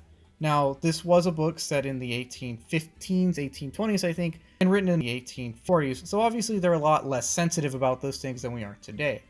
However, I don't know how well it would go if the Count still had a literal Nubian slave in this telling of the story, so instead they turned Ollie into a space alien. And whether or not that's offensive or literally alienating is something to leave to the viewer. I do want to point out, though, that A, Ali is shown to be very powerful and given a very quiet but noticeable presence to him, as he seems to have very many superhuman talents. I mean, he removes a bullet with just his hands, after all, and seems to have great healing powers. The second thing I want to note is that while others look at Ali oddly because he is an alien, because he is an other, the Count of Monte Cristo never does this. I mean, Ali's not in very many scenes. Again, I'm assuming that this is a character that, due to the nature of the source material, they didn't want to address too much. But every time he is in a scene with the Count, it's obvious that the Count has great respect for this guy, and that while he did pay for him as a slave, I'm pretty sure he manumitted him instantly. Like, I don't think the Count wanted a slave here. I think he just saw Ali as a useful ally, and therefore lets him have free roam of the place in return for help with a few things here and there. It is important, though, that we note that even as an other, a non-human in this case, the Count still respects Ali a great amount, and the two seem to have a very strong relationship, even if they don't say anything. This is important because not only does this reinforce the idea that the Count is a man who still has some kind of human decency, but it also speaks to how the Count doesn't really care about what we would consider descriptive traits. In a world that's so rigid and strict and class-based like the one we have in this story, the Count doesn't care that Ali's an alien. He doesn't care that he's an aristocrat. He doesn't care that he's a mute. He just sees a cool guy who can help him in their mutual quest, and he extends his hand to him respectfully and asks for his assistance. And this is a great little character bit for the Count because it touches on how he doesn't necessarily see species or anything like that in this case. I do wish that Ali had more scenes throughout the series, as he kind of just shows up whenever medical stuff is needed, or in that one scene where he stops a few rampaging horses, because this guy has so many superhuman powers that just kind of show up and then are never used again. I understand why they might not have wanted to give this character more prominence, considering the potentially controversial nature of the source material nowadays, but it would have been cool to see Ali do a few more things, as he is a very cool character in this telling, and I think he's handled respectfully. I don't see anything to really be offended with him, considering that he is well respected by the Count, and that he is shown to have superhuman powers. He's very cool, for lack of a better term. Finally, before we get to Haiti, let's touch on Peppo. Now, I'm not sure where Peppo falls into the whole retainers of the Count thing. Peppo doesn't really live with the Count, but does serve an important purpose of being his eyes on Albert. And in this role, Peppo plays two important roles. One is leading Albert to question things in a certain way in order to further both the Count's schemes and the general plot. For example, we see the scene where Albert watches his mother in the garden staring at her old picture. At first he's like, well, that's kind of weird, but whatever. But then Peppo comes in and says, you were wondering about that. You were wondering what your mother was looking at. Well, I have that picture. Wouldn't you like to see it? This, and many other examples like that, are very obvious prodding on Peppo's part. It's pretty obvious to the viewer that something is going on. I don't think this was supposed to be like a subtle twist or anything. I think the viewer is supposed to be in on this, as it's pretty clear that Albert's being manipulated. And this manipulation is a very important part of Peppo's role in the plot. That's not to say that Peppo's too fond of it and or doesn't like Albert. It's very obvious that there's some kind of tension between the two, and as a sort of mark of atonement for having spied on Albert for so long, Peppo then takes the initiative of breaking up Cavalcanti's marriage to Eugene, setting her free of that horrible thing, and allowing Albert the chance to be with the woman that he truly loves. This speaks of a nobility under Peppo's mischievous exterior, and is an example of how each of these characters have noble streaks within them, even if they are sort of noble rogues. And that leads us to Haiti, who is probably the most tragic of all of these characters. While everyone here greatly values and respects the Count of Monte Cristo, Haiti loves him. In fact, the conflict of her feelings about the Count kind of becomes a point of focus for her later on in the series. When we first meet her, she's described as the Count's muse, and doesn't necessarily seem to do too much. In fact, I don't really think she has any purpose, logistically, other than to testify against General Marcoux, which happens near the end of the series. However, On an emotional plane of things, Haydée does a lot more for the Count of Monte Cristo. Edward Dantes has been, quote, long dead by this point and has become a being consumed by revenge, something which she helped him do. What this means, and what's obvious to Haydée, is that she willingly participated in and helped move along a series of plots which led to the Count's own death in a sort of roundabout way. And the guilt that she has over this, while it's not necessarily blatantly stated, is plain to see. After she testifies against General Morcouf, she has a few scenes where she talks to the Count and says, look man, we've gone far enough. I want Edward Dantes back. I want you to back off from this revenge quest because I don't think it's going to end well. She lives both in fear of losing this man and in regret for having helped him lose himself. It's a great tragic dynamic that we see with her, and I wish a little more focus was given on Haydée in order to really drive this point home. There's enough here for us to pick up on it, but I think if there was an extra episode or something where maybe she got like one extra scene, that could have really been the cherry on top of things here. Luckily though, her tale is not entirely tragic, as out of respect for the Count's words of hold out hope and bide your time, she eventually does learn to move on. She has to be rescued by Albert and Baptista and Bertuccio from the collapsing estate of the Count. Unlike in the original version of the story, Haydée does not go off to the magical and enchanted land of Albania to marry the Count. Instead, she does return to her native land, but without the Count, as he does die in this more poetic telling of the story. But she is rescued, and she does learn to live without this man, because while he doesn't necessarily feel the same towards her as she does towards him in this version of the story, it's obvious that he still cared about her in some kind of way, so I don't think he would have wanted her to die. He would have wanted her to live. In fact, I think he wants all his retainers to live, and he blatantly states this to Bertuccio on a few occasions, that he would want them to live, if not in his name, then for themselves. Something which they all do learn, as most of them join up with Haydée ruling her native planet. Peppo goes off and becomes a model, and that's a little joke in the final episode, but these are all people who are kind of rewarded in a way for their service to the Count, and for their own character highlights. They are loyal to a near fault, but they're not blindly loyal to the point of going down with the Count. Something which they would have done had he wanted them to, but I don't think he would have wanted that, to be honest. And they're all proof of the Count's humanity, and of humanity's potential for nobility in and of itself. Although they don't necessarily have the most scenes, their colorful designs, and even triumphant arcs for a few of these, do paint a picture of people that, while not necessarily the most prominent, are still notable and admirable. And does prove that nobility is not limited to simple birth status, but with what one does with their time and how they exercise their morality after they're born, how one lives their lives. But, as the Count of Monte Cristo is a man of two sides, not all of his retainers speak to the nobility of man. In fact, one of his retainers, the one we've saved for this segment of the retrospective, is probably the most horrendous of all of the characters in this show, the most morally bankrupt one, and one of the most truly disgusting characters we've seen on any series in this channel. Now that of course is by design, so I'm not criticizing that aspect of it, and it is assumedly in line with the source material. And that character of course is the despicable and detestable Cavalcanti. Now Cavalcanti is a literal sex offender. I don't think I need to say anything else to really sell how sleazy and disgusting this man is, but he's also a critical part of the Count's plans, which is thankfully discarded as the series wraps up.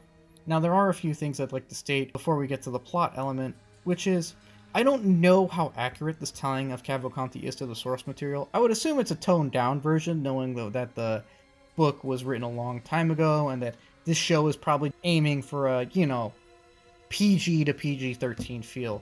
I don't know what he does in the book, I'm assuming it's worse, but that being said, Cavalcanti is still a literal sex offender, so if you want to skip this part, that's fine. Here's a timestamp. Getting the plot stuff, Cavalcanti first shows up when the Count invites everyone to his big creepy manor in the big creepy forest. He kind of shows up as this weirdo that wants to prove to Albert that he's the Count's #1 guy, and no one can replace him. He's incredibly bizarre, he's incredibly brash, and he gives off an air of arrogance and smug detestability.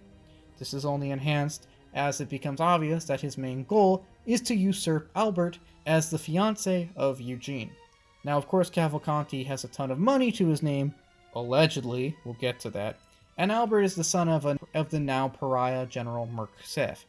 As a result, banker Baron Danglars gladly swaps out Albert for Cavalcanti, and then we get the very disturbing dynamic of Cavalcanti stalking Eugene and generally torturing her mentally. He doesn't do anything too physical. I think he pins her to a wall in one scene, but it's very obvious what he wants and is very inappropriate and disgusting. Again, literal sex offender. That doesn't mean he has his eyes on solely Eugene, though, as he also sleeps with Madame Danglars, because, of course, Banker Baron doesn't mind anyone sleeping with his wife, as long as he has hot stock tips, which Cavalcanti does, sort of. They're not real tips, but they seem like real tips, but really they only make money because of stock market manipulations executed by the Count. However, going back to that previous point, while some guy sleeping with Banker Baron's wife doesn't necessarily sound too out of line or too weird, it's important to note that Cavalcanti is her son. Yeah, that's not stepson, not son-in-law, no, like actual biological son. You see, flashing back for a few minutes, Cavalcanti is the illegitimate child of Prosecutor Villefort and Madame Danglars. They freaked out over his birth because they were married to other people, and still are, and so they buried the young baby in a box. He was rescued by Bertuccio. I don't know if they say that in this version of the story. I think they might. I'm not quite sure. And later enlisted by the Count to get revenge on these two people. People that they both obviously have scores to settle with. As a result, Cavalcanti doesn't mind doing this, not only because he is a completely depraved and sick, twisted individual, but also because he knows that the revelation of it, when it does come, will completely break Madame Danglars' mind. And it does at the trial of Cavalcanti, which we'll get to in a minute. Quick editor's note. Now, when I was looking at the sound bites to add into this series, I realized that I had one about Cavalcanti, and that is that Cavalcanti is also Eugene's half-brother. I knew that he had a weird relationship with his mother, considering that he became an MF just to troll her. However, I completely forgot that by the fact that he's related to Madame Danglars, he's also related to Eugene, which adds another, even more disgusting layer to his predatory behavior. Just something to note. Another editor's note on Cavalcanti. Yeah, I missed a lot on this guy, but for clarification, Cavalcanti is not on trial in this scene. We don't actually see his actual trial, but he's serving as a witness to Villefort's trial. Just a little correction to add in post, so people realize that I kind of know what I'm talking about, and I'm not a complete novice here. Before Cavalcanti has a trial, though, he of course has to get arrested. So when does that happen? Well, that happens when, during Eugene and Cavalcanti's marriage, Peppo and Albert burst in to whisk Eugene away, thankfully ending the horrible dynamic that she has with Cavalcanti. While the marriage ceremony is still up in arms, though, the police next burst in and arrest Cavalcanti for a variety of charges, including many, many bad things, and the fact that he's a literal fraud. He's not a real aristocrat. All the money that he seemed to own was just stuff borrowed from the Count of Monte Cristo for furthering this facade, and now while on trial, he reveals to the court who his parents are, and this revelation is what breaks Madame Danglars' mind when she remembers the whole, oh yeah, she slept with this guy. His final action is stabbing Persecutor Villefort with a poisonous needle so that he's mentally incapacitated for the rest of the series, and then just going to jail. Now, it is implied in the final episode that he does unfortunately manage to escape. However, thankfully, after the courtroom scene, we don't see any of this guy really on the screen. I think it goes without saying that Cavalcanti is a disgusting and sick man, but I also think that's in line with the source material. When I talk about evil or antagonists on my channel, I've always stated that there's two ways to do things. You want either an antagonist that we can kind of understand and get to relate to, or you want to go pure, unadulterated, comically evil, because if someone is just that evil, we will instantly unlike him and it'll get us riled up. Cavalcanti very clearly falls into that second category. There is nothing redeeming about this character, and that's kind of the point. Doesn't really have a character arc. He's a disgusting man who will go so far as to commit incest to fulfill his sick ideas or quests or whatever. And he's a very obvious predator. He doesn't really have an arc. I mean, he does do different things as the series progresses, and the mask of a civilized noble does slowly fall off, him completely ripping it off near the end, but he doesn't necessarily have an arc. He's just comically evil and disgusting. While this means I can't necessarily talk too much about his evolution, the fact that he is a retainer of the Count is an interesting talking point, as it shows that while the Count does retain some decency and morality, he's not above using underhanded methods to achieve his goal.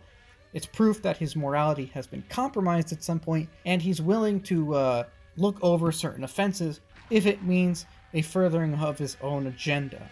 It means that the Count is flawed, and that he's not entirely noble, that he still has some things which he should not be proud of. Working with Cavalcanti alone is proof of this, and proof of the fact that he's willing to compromise his morality every now and again, which I guess is appropriate considering that his entire quest does involve screwing people over. However, you could argue that that is to some extent justified, but that's a debate for another day. The point is, though, that Cavalcanti sticks out like a sore thumb among the Count's retainers. And while it does lead to uncomfortable scenes and chemistry on screen, it is an important thing to notice, as if the others are reflections of the Count's redeemable qualities, Cavalcanti is a reflection on his inner darkness and all of the just hatred and anger that he has inside of him. In fact, the only thing that Cavalcanti does truly on his own that I think is of note for this video is his final scene in the courtroom, where he points to people in the audience and says, "You are just as disgusting as I am. You are capable of such things. You just simply haven't crossed that line yet." And I think this is the most standout moment that Cavalcanti has on his own. Something that, if there is a message to this character, this was it. And I think it's very interesting because it does speak to the idea that if pushed far enough, people will sort of just either abandon or tune out their morality and conduct truly heinous actions. I think that's really Cavalcanti's main talking point both in this scene and kind of as a character. He is an obvious sociopath, but if he does serve as a sort of marker or even condemnation of the Count's inner darkness, this is him telling the audience that we all have an inner darkness, that we must learn to control, and that we must learn to quiet. Other than this, though, Cavalcanti doesn't do too much in terms of substantive analysis topics, and I'm very glad that Eugene was saved from his predatory grasps.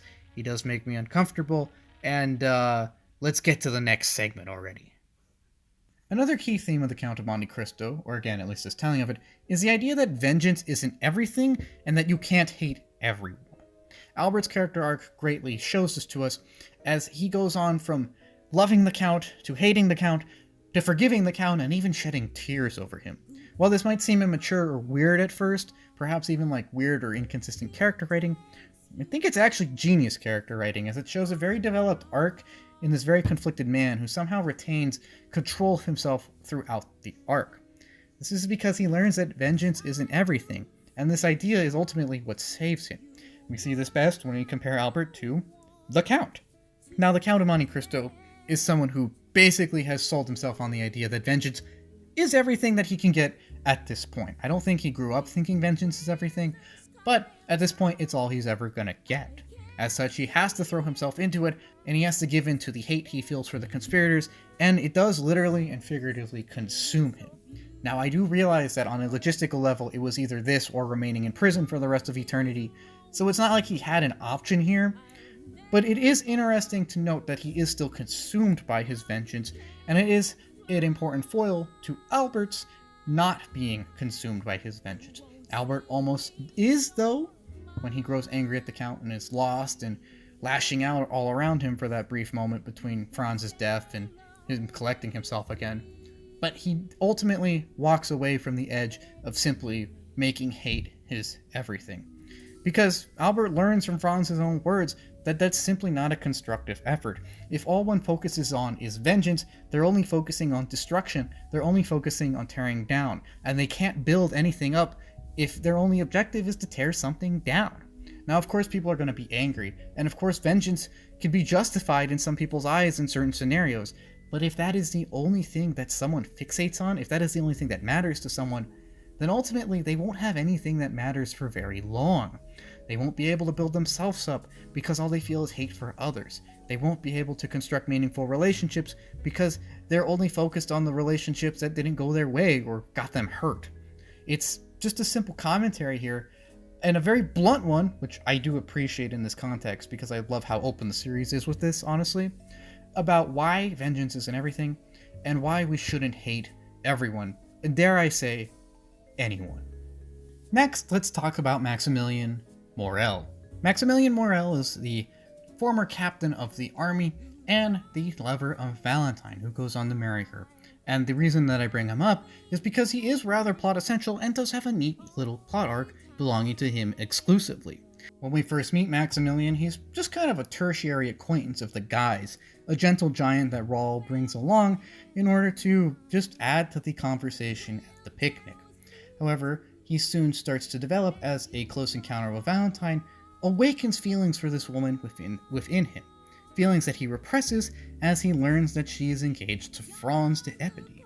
However, when Maximilien learns that noble marriages are arranged, and thus that Franz doesn't really care about Valentine, he grows enraged and even duels Albert out of principle, considering the fact that he will not take back his statement that noble marriages are shams based on privilege and power and not actual love, a statement which Albert himself will not tolerate.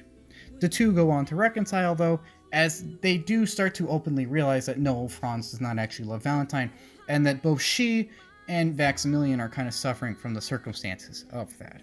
As such, Albert helps Maximilien get back on his feet and start to tell Valentine how he actually feels, and eventually start to even help her run away from her current circumstances. This, of course, is with Franz's assistance and support, of course, as he doesn't want Valentine to be miserable either.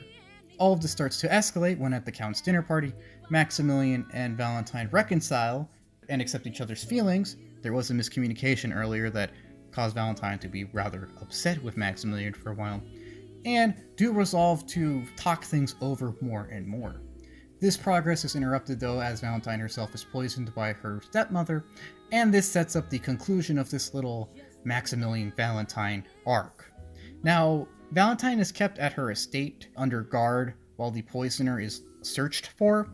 However, Maximilien realizes that this is a dangerous situation to be in, and as such asks for permission to whisk her away to Marseille. Now, of course, Prosecutor Villefort denies this request. However, knowing that Valentine's in danger and having received some kind of agreement from her before she went down with the poisoning, Maximilien resolves to team up with Franz and Raoul in order to kidnap Valentine and whisk her away anyways. They do succeed at doing this. However, Valentine is in a coma for a good portion of the series afterwards, and Maximilien also is with her. This means he's kind of written out of the series. However, since Maximilien takes Valentine with him, he also ends up looking after her grandfather, someone who gives important knowledge to Franz D'Epinay, and thus establishes Maximilien's importance not only from a character standpoint, but also from a logistical standpoint. Finally, after Franz visits him for a while and learns about what Gankutsuou actually is, we don't really see Maximilien until the final episode, where he comes back from his recent deployment and is happily reunited with his now healthy wife, Valentine. Overall, Maximilien is a great addition to this cast, as he adds something that almost no other character can add to this story, which is a sort of everyman dynamic. Yes, he is a decorated war veteran, but his origins are rather humble, as he is simply the son of a shipping clerk from Marseille. In addition, he doesn't have any of the noble pretenses that a lot of the other characters do, whether intentional or not. He doesn't have any of the snobbish airs present in the older generation of nobles, like the conspirators, and he doesn't have the naive pretenses of someone like Albert. Instead, he's just a guy who wants to make his way in the world and execute on his morality as best he can. And he takes great risks to do so, whether it's whisking away Valentine from a man who could literally order his execution, or simply working up the courage to confess to her in the first place. He is a little blunt, but that's in line with his humble and ordinary nature. And I do love how openly he communicates things. There is no frills or noble obligé with this guy. He just gets to the point. While he does serve as more of a logistical character, seeing as that he's kind of critical for the fact that it is his arc that both opens Albert's eyes to the nature of marriage's inevitability, and later his presence as the Keeper of Valentine, which allows Franz to learn more about the Gankutsuou, he's still a well-developed character in this series. He's kind of written out of it by the middle half or so, but he's still essential, and he still adds that important everyman flair that this show kind of needed. I do like scenes with Maximilien because it feels a lot more accessible. He feels a lot more realistic and simple. I don't mean that in a derogatory sense, but he's the kind of guy who will simply say exactly how he's feeling. And in a show full of pretension and scheming, it's nice to just have a simple, honest conversation with a simple, honest man every now and again. In addition, I do really like how dedicated he is to Valentine, and he serves as a testament to what real love can really do. In this world of false marriages and cheating and adultery, having Maximilien here, as well as his wholesome relationship with Valentine, really kind of balances everything out. It's not all doom and gloom. Love is not entirely futile or abandoned. And it's characters like Maximilien that let us see that it's still powerful and it still has a place in this world, even if it's one that is not necessarily allowed in the world of the super rich nobility. While he doesn't do that much, I still think he's an important addition to this series and a great guy overall. I guess I should talk about Debray and Beauchamp real quick too. Debray, Lucien Debray, is a worker at the Ministry of the Interior who helps Franz learn a lot about what Gankutsuou is and generally helps out Albert a little here and there as well. Beauchamp is a reporter that digs into the past of General Marcouf and is kind of a snide tertiary friend of Albert's as well. They do things throughout the series and are important for logistical reasons. However, they don't really have that much screen time, and their significance greatly outweighs what we actually learn of their characters and how much we actually see of them. They're two characters which are somehow essential, and yet barely in the show a lot of the time. However, they are essential, and I'm assuming that they play a more prominent role in the source material, so I thought it appropriate that I touch on them real quick here. Lucien Debray and Beauchamp are both introduced early on in the series as kind of tertiary friends of Franz and Albert, and I think they're both slightly older than them and serve similar purposes. They both serve to open the eyes of the main characters by asking questions and pointing things out, and then they serve some important logistical purpose to help a certain plot point along. For example, Lucien Debray feels bad when Eugene finds out that he's been banging her mom for like 5 years. So, in return, he helps Albert sneak into her recital so that she knows that he cares, and he helps Franz learn more about Gankutsuou by accessing secret government databases that only he has access to, and he even helps stop Cavalcanti by literally tripping him up at the wedding. Beauchamp is kind of similar, where he's a snide reporter that opens the eyes of a young Albert to some of the more unsavory elements of the noble world. These include pointing out to Albert that, hey, maybe the Count has ulterior motives for living with Haiti, which ironically he does, but they're nowhere near what he's implying, as the Count simply keeps Haiti around for the purpose of snitching on General Marcouf, or saying something like, hey Albert, all these people at this guest party here, they've all slept with each other and people that aren't their husbands or wives, just so you know. And this climaxes when he comes to Albert and says, hey Albert, I think your dad might have actually enslaved an entire planet. Sorry to tell you. And while Albert does punch him out over this, he does respect Beauchamp for being honest. And honesty is kind of a through line between these two characters. They do things that are kind of questionable. For example, Debray bangs Eugene's mom for like 5 years, but to be fair, it was consensual. And Beauchamp is just kind of snide to everyone throughout the series. But they do provide an honest lens for Albert and, to some extent, the viewer. I say to some extent because we don't see a lot of these guys. They are open and honest people and that provide a good balance to either having to deal with incredibly cynical and scheming people like the Count or the Conspirators, or incredibly naive and borderline stupid people like Albert. They're a nice mid-ground in between these two that helps balance out whatever scene they're in addition to providing whatever important logistics that they do throughout the series. I also like both of their designs, and I do think that they both have some character traits. I don't necessarily want to say arc, but definitely traits. Beauchamp is snide, and he has a passion for getting the news out to the people. There is some kind of integrity about him, in that he does seem to honestly want to inform people of what's happening, and I respect that a lot, even if he doesn't seem like the nicest guy to hang out with. Debray, on the other hand, even has a small little arc. He is, at first, simply a playboy doing whatever a playboy does. But then, once he realizes that he's actually hurt Eugene, and that she's offended by the fact that he's been banging her mom for like 5 years, he does go out of his way to help her, to try and make up for it in his own roundabout way. He's always very subtle about it, though, so it's a nice little touch that he isn't doing this simply so that Eugene thinks he feels bad, but out of a genuine sense of atonement. For example, Eugene doesn't know that Beauchamp is the one that lets Albert into the recital hall. Franz doesn't know that Beauchamp is interested in helping him, out of concern for Albert, for Eugene's sake. And he doesn't trip Cavalcanti up simply because he thinks it's funny, but so that Albert and Eugene can get away and live better lives. There is this subtle arc of him kind of redeeming himself through these little actions and logistical services, and I do like how it adds impetus to his logistical feats throughout the series. It's not just, we need to ask the guy who knows this, it's, I'm the guy who knows this and will tell you this because I did this thing that I'm not proud of, and I want to kind of want to redeem myself.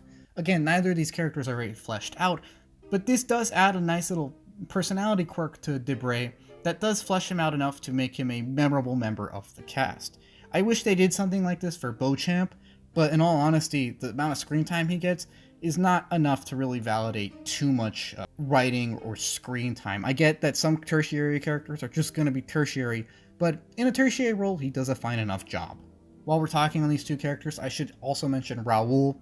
He seems like a nice guy, but in all honesty, we don't really see enough of him to really get to know his character too much. He has one really good scene in the episode where Albert gets beat up and he rescues him, where he talks about the need to move on and accept the past and accept our past failures if we want to succeed in the future. I really do like this scene because this character, who has like 20 minutes of screen time probably throughout the entire series, is oddly enough one of the ones that helps set Albert straight the most. At this point, Albert is very confused and emotional and angry, and it's Raoul's open and honest talk, a very humble talk no less, that informs Albert that, you know what, revenge isn't everything, and we can move on past their past issues or defeats. And it really makes this guy seem like a really nice, warm guy, and again, I think a lot could have been done with this character, but I respect the fact that they had to streamline everything else, and being the nice guy that he is, he seems okay with his lack of screen time, which, again, I respect. Of the entirety of the cast here in Gankutsuou, the Three Conspirators are not necessarily the deepest, but they are still very notable, and watching their downfall is satisfying. These three conspirators were General Morcerf, Morcouf, whatever, Banker Baron Danglars, and Persecutor Villefort, all men who share in some similarities, even if on a surface level they are very different in terms of temperament and agendas. For this part of the retrospective, I think it's important that I give some brief context on their relationship to Edward Dantes / the Count of Monte Cristo in order to understand their place in the plot, and then zoom in on their specific character flaws, sins, and motivations. Afterwards, zooming back out for a little bit to draw a through line between the three and wrapping everything up. The point of this retrospective is not to list every single detail that these characters go through, so of course I'm going to leave some stuff out. We're already pushing 2.5 hours, and I have no intention of going into every single detail simply for the sake of summarizing things. Back before the events of the main story, Edward Dantes was a naive and trusting sailor who was granted command of a sailing vessel when its captain passed away while en route home. Among those with him were his supposed friend Ferdinand Mondego, who was really just a really jealous man, jealous of everything Dantes ever had, and who wants to marry Dantes' fiancée, and Danglars, the ship's quartermaster or treasurer or something like that. Dantes warns Danglars to stop his embezzlement of company funds, and this leads Danglars to conspiring with Mondego in order to get Dantes arrested. To do this, all they have to do is spill the beans about the letter that the captain left Dantes. Now, Dantes has not read this letter, he was simply told to deliver it to some guy. However, in that letter is an anti-government conspiracy.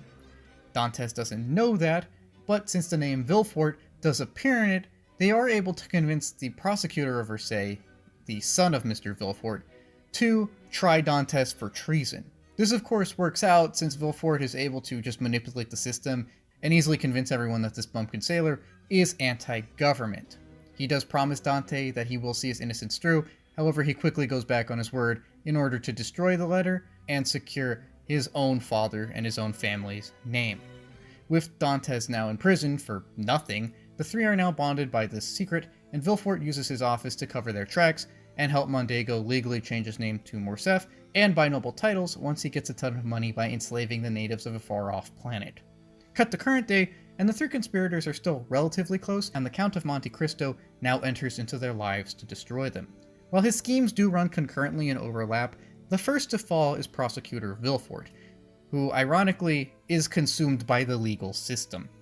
First, the Count manipulates Villefort's second wife into poisoning her family, and while the persecutor does mentally break her by demanding she drink her own poison, he isn't able to lock her up fast enough to prevent her testimony about her husband's abuse of power.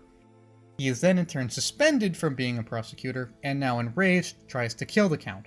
This fails, but it does lead to his arrest, and him going on trial for attempted murder. While on the stand, he's tricked into admitting that he tried to kill his illegitimate son Cavalcanti by Cavalcanti. This not only exposes his cheating, but essentially gets him imprisoned for an additional charge.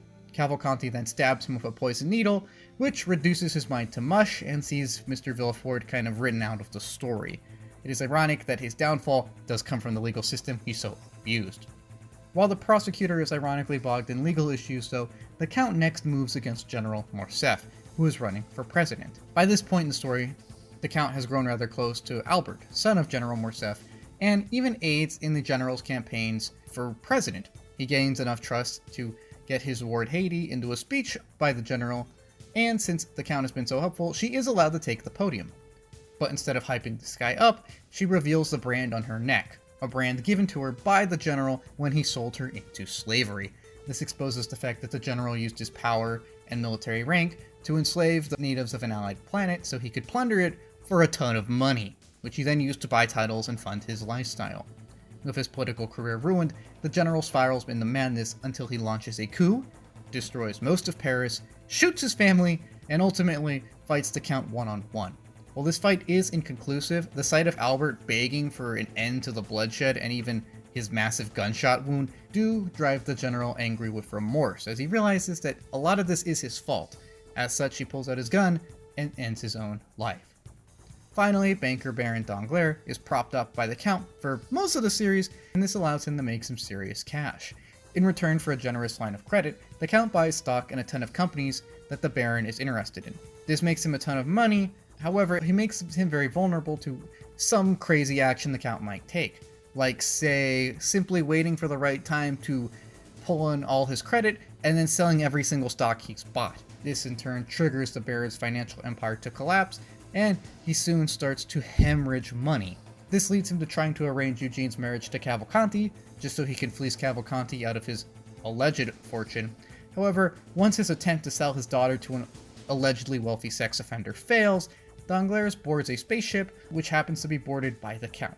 Instead of simply killing him though, the Count of Monte Cristo hands Danglars a ton of gold bars and leaves the ship drifting in space so that the man obsessed with money can spend eternity with his money. While the conspirators are the impetus of this entire story, they're not actually that deep or complex characters. But I do not consider this a glaring weakness of the series, as even if some of them aren't caricatures, they are still somewhat defined, and the point is that they serve more as parody of those who would abuse power, and that we don't like them. Now, an exception to this is General Morcerf, who is actually pretty well defined, both because we see the most of him, and because it's obvious that he didn't simply want power or money. Where Danglars just wants cash, and Villefort just wants to be dominant, Morcerf wanted love, particularly the love of Edward's fiancée, Mercedes. Now, it's not clear how pure this love is, like if he actually wants to care for her and listen to her talk and listen to her dreams and help her achieve them, or if he just thinks she's super hot, but there does seem to be some kind of care here.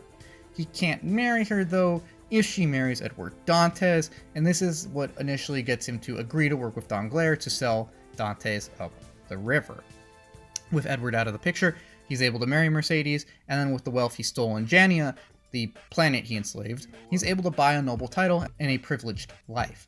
He claims that both his betrayal of Edward and the ransacking of Jania are out of love, since the first act secures Mercedes for him, and the latter allows him to, and I quote, buy them a proper life. And this is the critical dichotomy of Morcerf's character. On one hand, he genuinely seems to just want to be a decent husband and father, to provide a good life for his family, and be relatively supportive of them. He does seem to genuinely care about his wife, to some extent in some way. Like, it's not entirely creepy or weird, which is really odd because you think it would be in this context. But they make an effort at making it seem like there's some kind of like genuine affection here. And he also happens to be genuinely proud of his son and actually seems to be a relatively present father. Like, he seems invested in his son's growth and actually like being a dad. And these are all fine traits, as there's nothing wrong with loving your family and providing for them. That's a noble goal. However, how Morcerf goes through with executing this goal is what really paints the fabric of his character, and it really illuminates us to the dichotomy here, as he seems to think that any means can be justified for a noble end. Since the goals of being a good husband and father are pretty good and not controversial at all, he thinks that this means any means to accomplish these things are too. They are not. He hides behind his noble intentions to justify horrendous actions, claiming that as long as they're for the, quote, greater good, it's okay, when they're not even for the greater good, and they're more for his good. He is inherently selfish, even if it is less obvious, because what he covets isn't solely material. Yes, he does care about his wife and son in some way, but that doesn't change the fact that he committed numerous sick crimes to get to this point, including robbing his own wife of her original fiancé, something which he still hasn't quite got over, it seems. He seems to simply lack awareness for others, and the self-awareness necessary to process the evil of his actions. It's very weird seeing a guy spend quality time with his son and trying to be a good dad, all the while knowing that the only reason he got to this point at all is because he got away with falsely accusing Edward Dantes and enslaving thousands. It creates a looming sense of unease, as what should be generally pleasant family moments all have ominous clouds of past sins looming over them. And rain finally breaks from these clouds when we learn Morcerf isn't even completely reformed.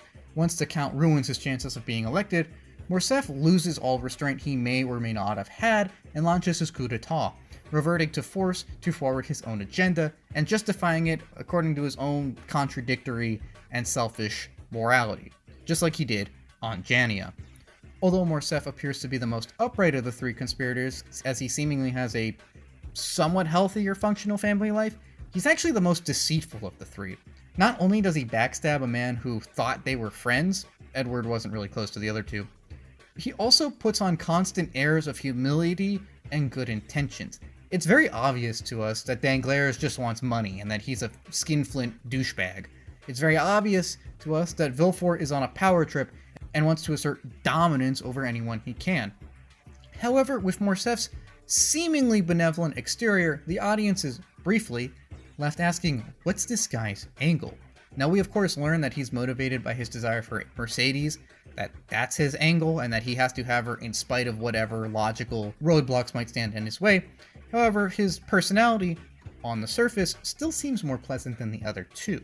It is only when we see him crack under pressure and learn of his past do we see that this man is the owner of some truly vile secrets, and one which is willing to cut any corner and pay any cost in order to get what he wants. Yes, what he wants is not connected to evil as the motivations of the other two, but it still stands that he wants something that's not his and takes it unjustly. He's just as selfish and morally bankrupt as his peers. And there's little threads throughout the show pointing to this. My favorite little example is how he badmouths Marseille, his hometown, claiming it to be barbaric, only to now, in Paris, engage in the barbarous action of a violent coup. He really is a man of hypocritic contradictions, and while I do feel bad for his wife and son, I really can't say that he didn't get what he deserved.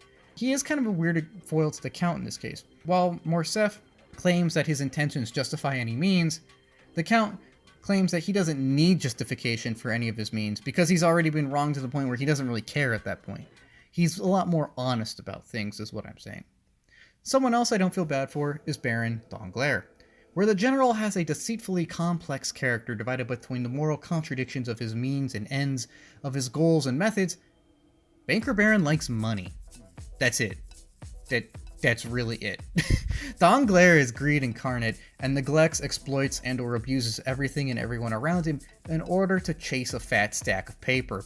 Comically so, in fact, and I'm pretty sure that this is purposely stretched to the point of parody at least on a few occasions. Whether it's selling his daughter to a sex offender, or letting anyone with pro-finance tips bang his wife, Danglars is solely money-minded, And it gets to the point where even though we know he's scummy, it gets kind of funny, honestly. But this still makes for an extremely selfish and unpleasant man who neglects his family and exploits everyone and everything around him for profit. It's such a simple and yet scummy character here that it's super effective and the execution is pretty easy. And I don't even really need to go into depth about this character because in all honesty, there isn't too much depth here. He's just a really greedy SOB. And that really works because they go all in on it. Finally, we get the prosecutor Villefort, who while also an SOB, has a little more depth to his character than Danglars. If there was ever an embodiment of a man on a power trip, Villefort would be a great example of that. As the Crown Prosecutor, he has a great amount of sway over the justice system and wields it relentlessly to further his own ambitions and to assert dominance. Now, I've said it that way because I'm talking Alex Rosewater levels of dominance. And just like Rosewater, I do mean that in a mocking way, but also in a way that reflects on his somewhat complex relationship with his father and his own ego. Villefort's views and that of his father do not align, and while the origin of Villefort's views are not clear here, it's obvious that he wants to escape from under the shadow of his esteemed dad. He wants to prove that he's his own guy, and having never really done that, or at least not done that early on, he is insecure about his place in the world and his own standing. This is why he acts so arrogantly and aggressively towards others and why he abuses power so much, because he needs to prove that he's his own guy and not just the son of Villefort the Elder. This explains the jealousy he seems to direct towards his father and that he uses as an excuse to justify his actions, claiming that if it wasn't for his dad's political views, then he would not have had to go this far. Now it is true to a certain extent, since the Elder Villefort was one of the conspirators listed in Edward's letter, and if indicted, this would have tarnished the younger's career prospects. However, that doesn't justify everything else he does. It doesn't justify how Villefort relishes in assigning the harshest punishments possible for every single tiny infraction he can.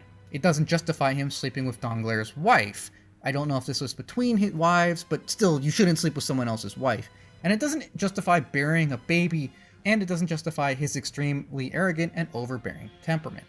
Where Alex Rosewater can be a fun and somewhat interesting character, Prosecutor Villefort, like Danglars, is pretty one-note in the execution of the character, and for lack of a better terms, is simply a dick.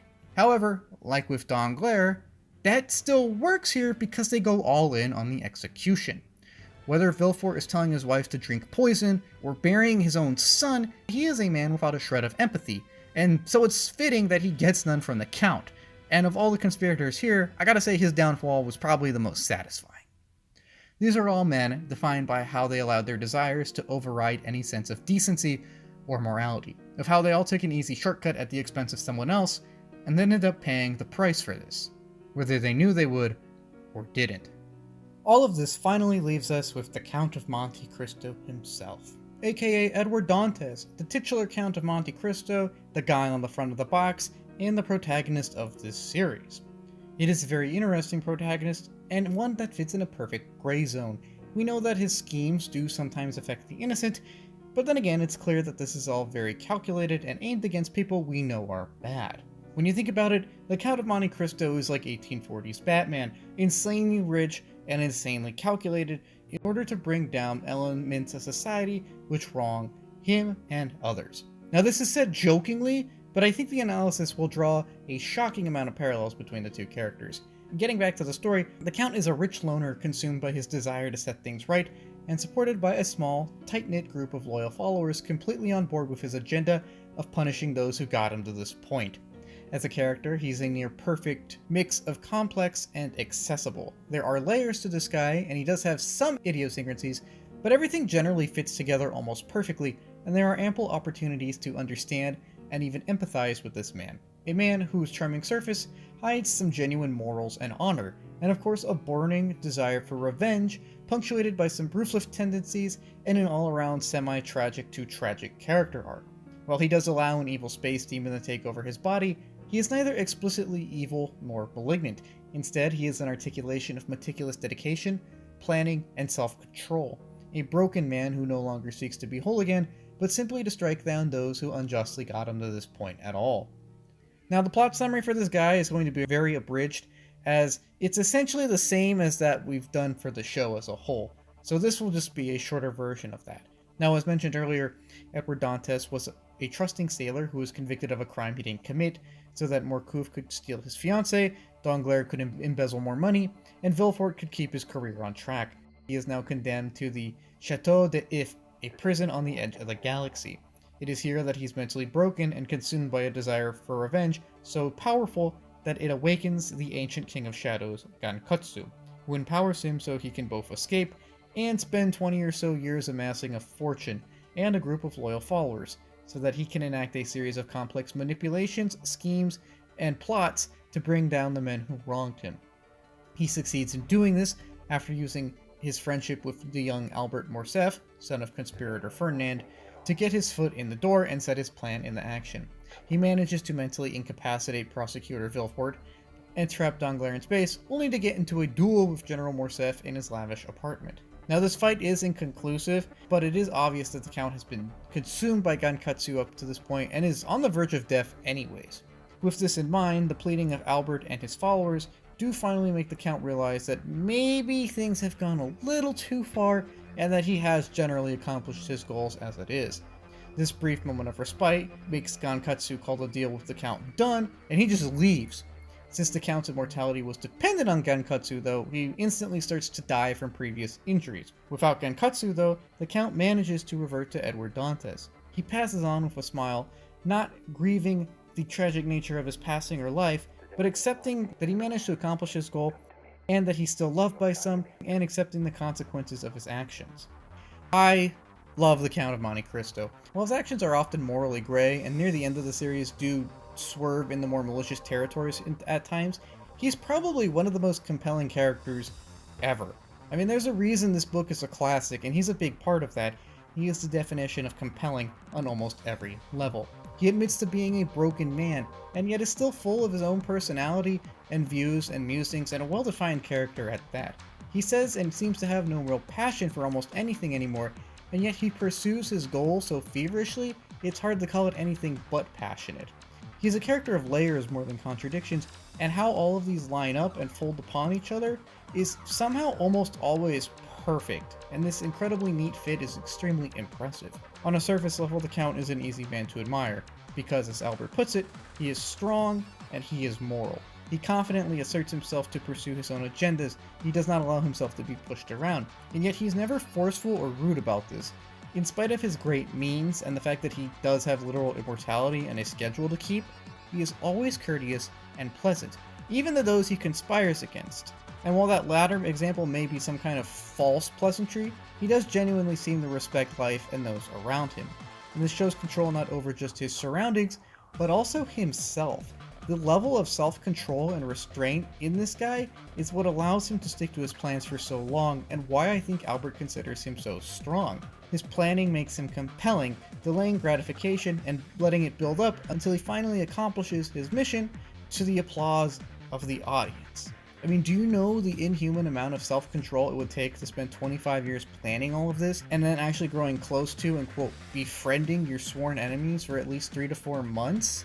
Do you know how dedicated this guy has to have been to not have slipped up once and maintain such a face for so long? It's an insane amount of dedication and emotional restraint and self-control. But that does not mean that the Count is insane. While you could easily mistake the Count of Monte Cristo's self-control for some kind of level of psychopathy or something, the Count is not a sociopath, at least not a full sociopath. While he is a broken man who admits to simply being a shell by this point, he's not consumed, or at least not completely consumed, by his desires and his goals. He still has genuine empathy and honor and respect for those that deserve it, and for people other than those that got him to this point. And while this does seem bizarre, it's easier for him to grasp all of these things since his wrath is honed to a silent blade and not simply a scattershot of fury.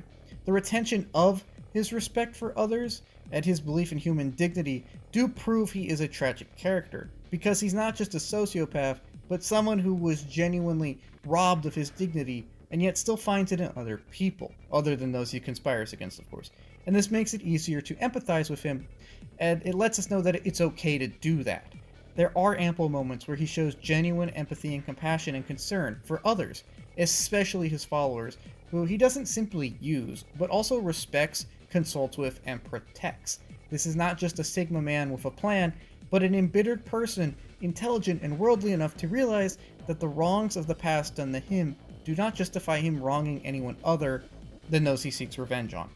The fact that he is locked in on his targets means that while he allows them to get into excessive actions, looking at you, General Morcerf, he himself never actually puts the public in danger. Please note they did get a permit for the giant mech fight in the park. In spite of all of he's been through and how dehumanized he's been, he doesn't lose respect for the basic concept of human dignity, at least in the case of his crew, and even with Albert to some extent, who does kind of reconcile with him once they come clean near the end of the series, which is extremely impressive considering that Albert is the son of his sworn enemy and affords him a dignity that he was never afforded as Edward Dantes. It is because of his convictions about the value of life and his convictions in general, displayed by his meticulous scheming, that we understand that this is also a man of principles. He is a complex, but also incredibly consistent man in this regard. He does tell flat-out lies and puts on a mask to hide his intentions and feelings around those he conspires against. That is undeniable, but he almost never compromises his actual moral compass. He's pretty open about his quest with everyone else, and it seems to kind of transcend morality at a point, as while he is dedicated to it to a arguably self-destructive extent, the often cold and calculated execution of everything speak to a man who doesn't really assign any kind of righteousness here.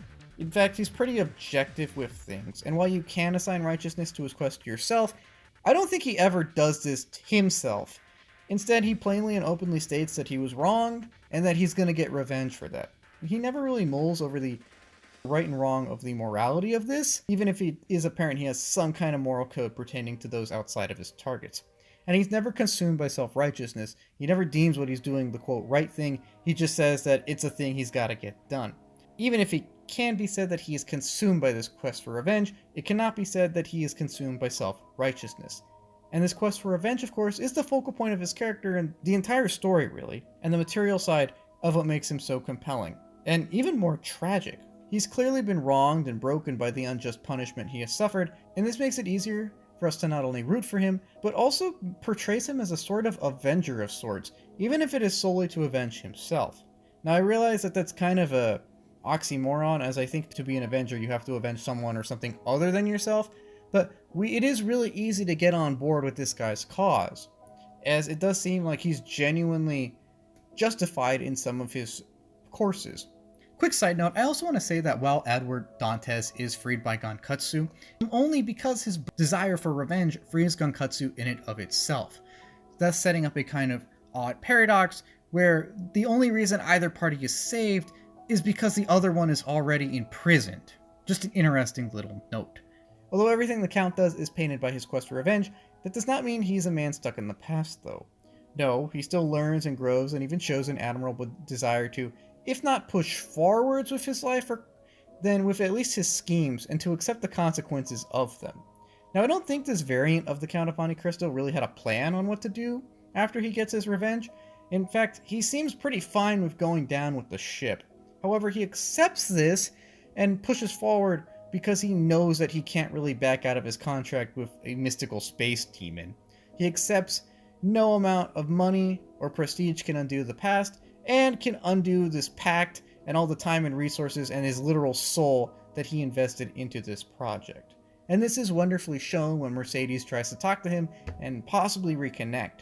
While she's obviously conflicted here and yearns to talk to Edward, if not to reconcile, then to just get everything out, the Count straight up says, nope, Edward's been dead a long time, and I'm on this one-way road. Now you should come to the park at 5 a.m. and watch me kill your son.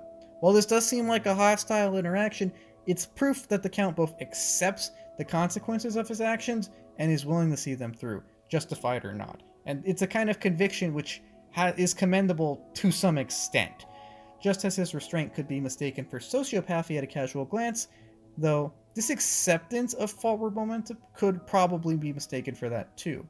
Like in the previous case though, that's not the case here, as this is simply a manifestation of the Count's high level of awareness. He's aware of the circumstances he finds himself in, he's aware of the space deity he's made to deal with, and he knows and accepts that this is a one-way street. There is a certain maturity to this character which makes him more respectable, as he doesn't bemoan the consequences of his actions, but simply says, yeah, it was totally worth it.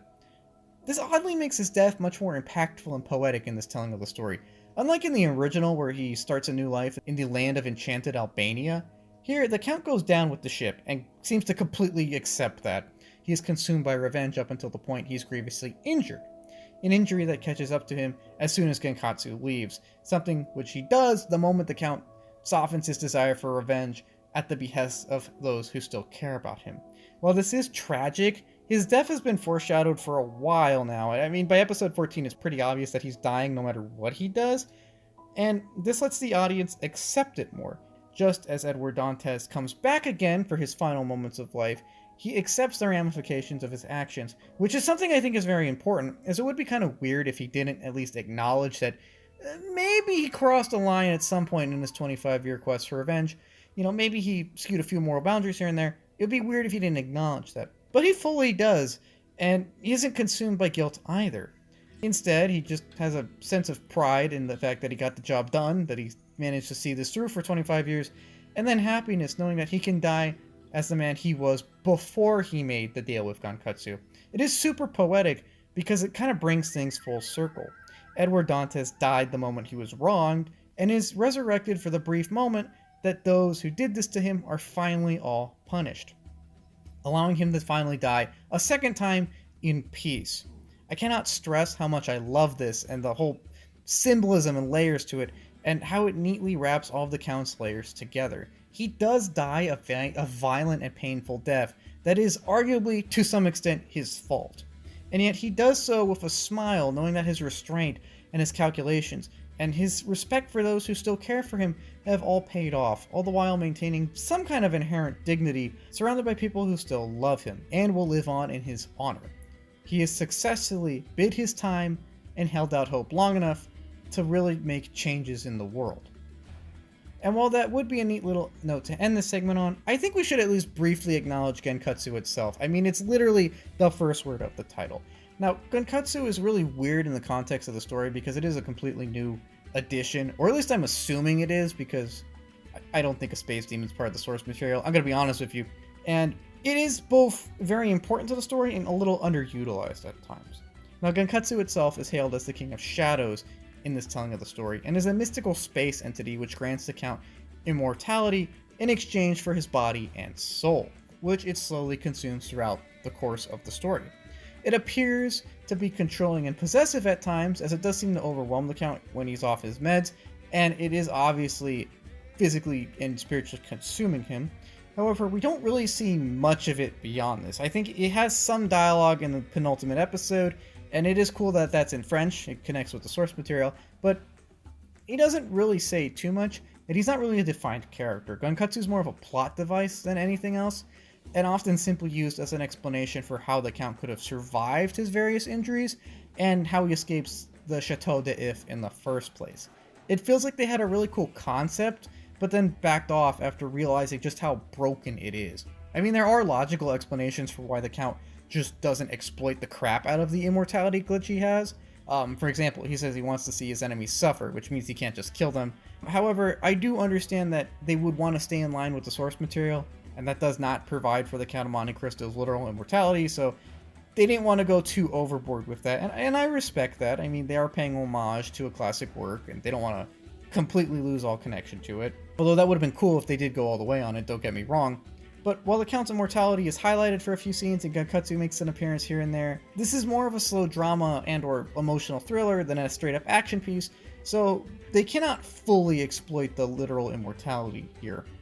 That, and the fact that this is a pretty big division for the source material, convinced me that that's why there was a lot of restraint with this concept. Perhaps too much restraint, as it does feel underutilized and undercooked, even if it is especially broken, but by the same reasoning, it doesn't feel abused, which is also good too, because it'd be crazy if the Count died like 27 times. That would get stale. You know, we still need stakes and stuff. We still want to feel impact to actions. So they did find a decent balance here, even if Gankutsuou does feel surprisingly underutilized or undercooked.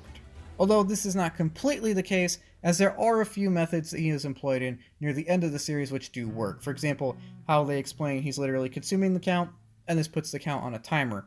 and how the show explains that Gankutsuou is kind of taking over the Count's mind, which may give him a slight pass for more of his questionable or sinful deeds, like how he brutally tries to kill Albert, someone who, in all honesty, was innocent of the general scheming. And while the presence of Gankutsuou does not necessarily absolve the Count of all his actions, nor does it discredit his incredible arc or role of a protagonist of sorts, its consumption of his body does make the Count more tragic, and in this way does play into the subtle layers added to the Count here.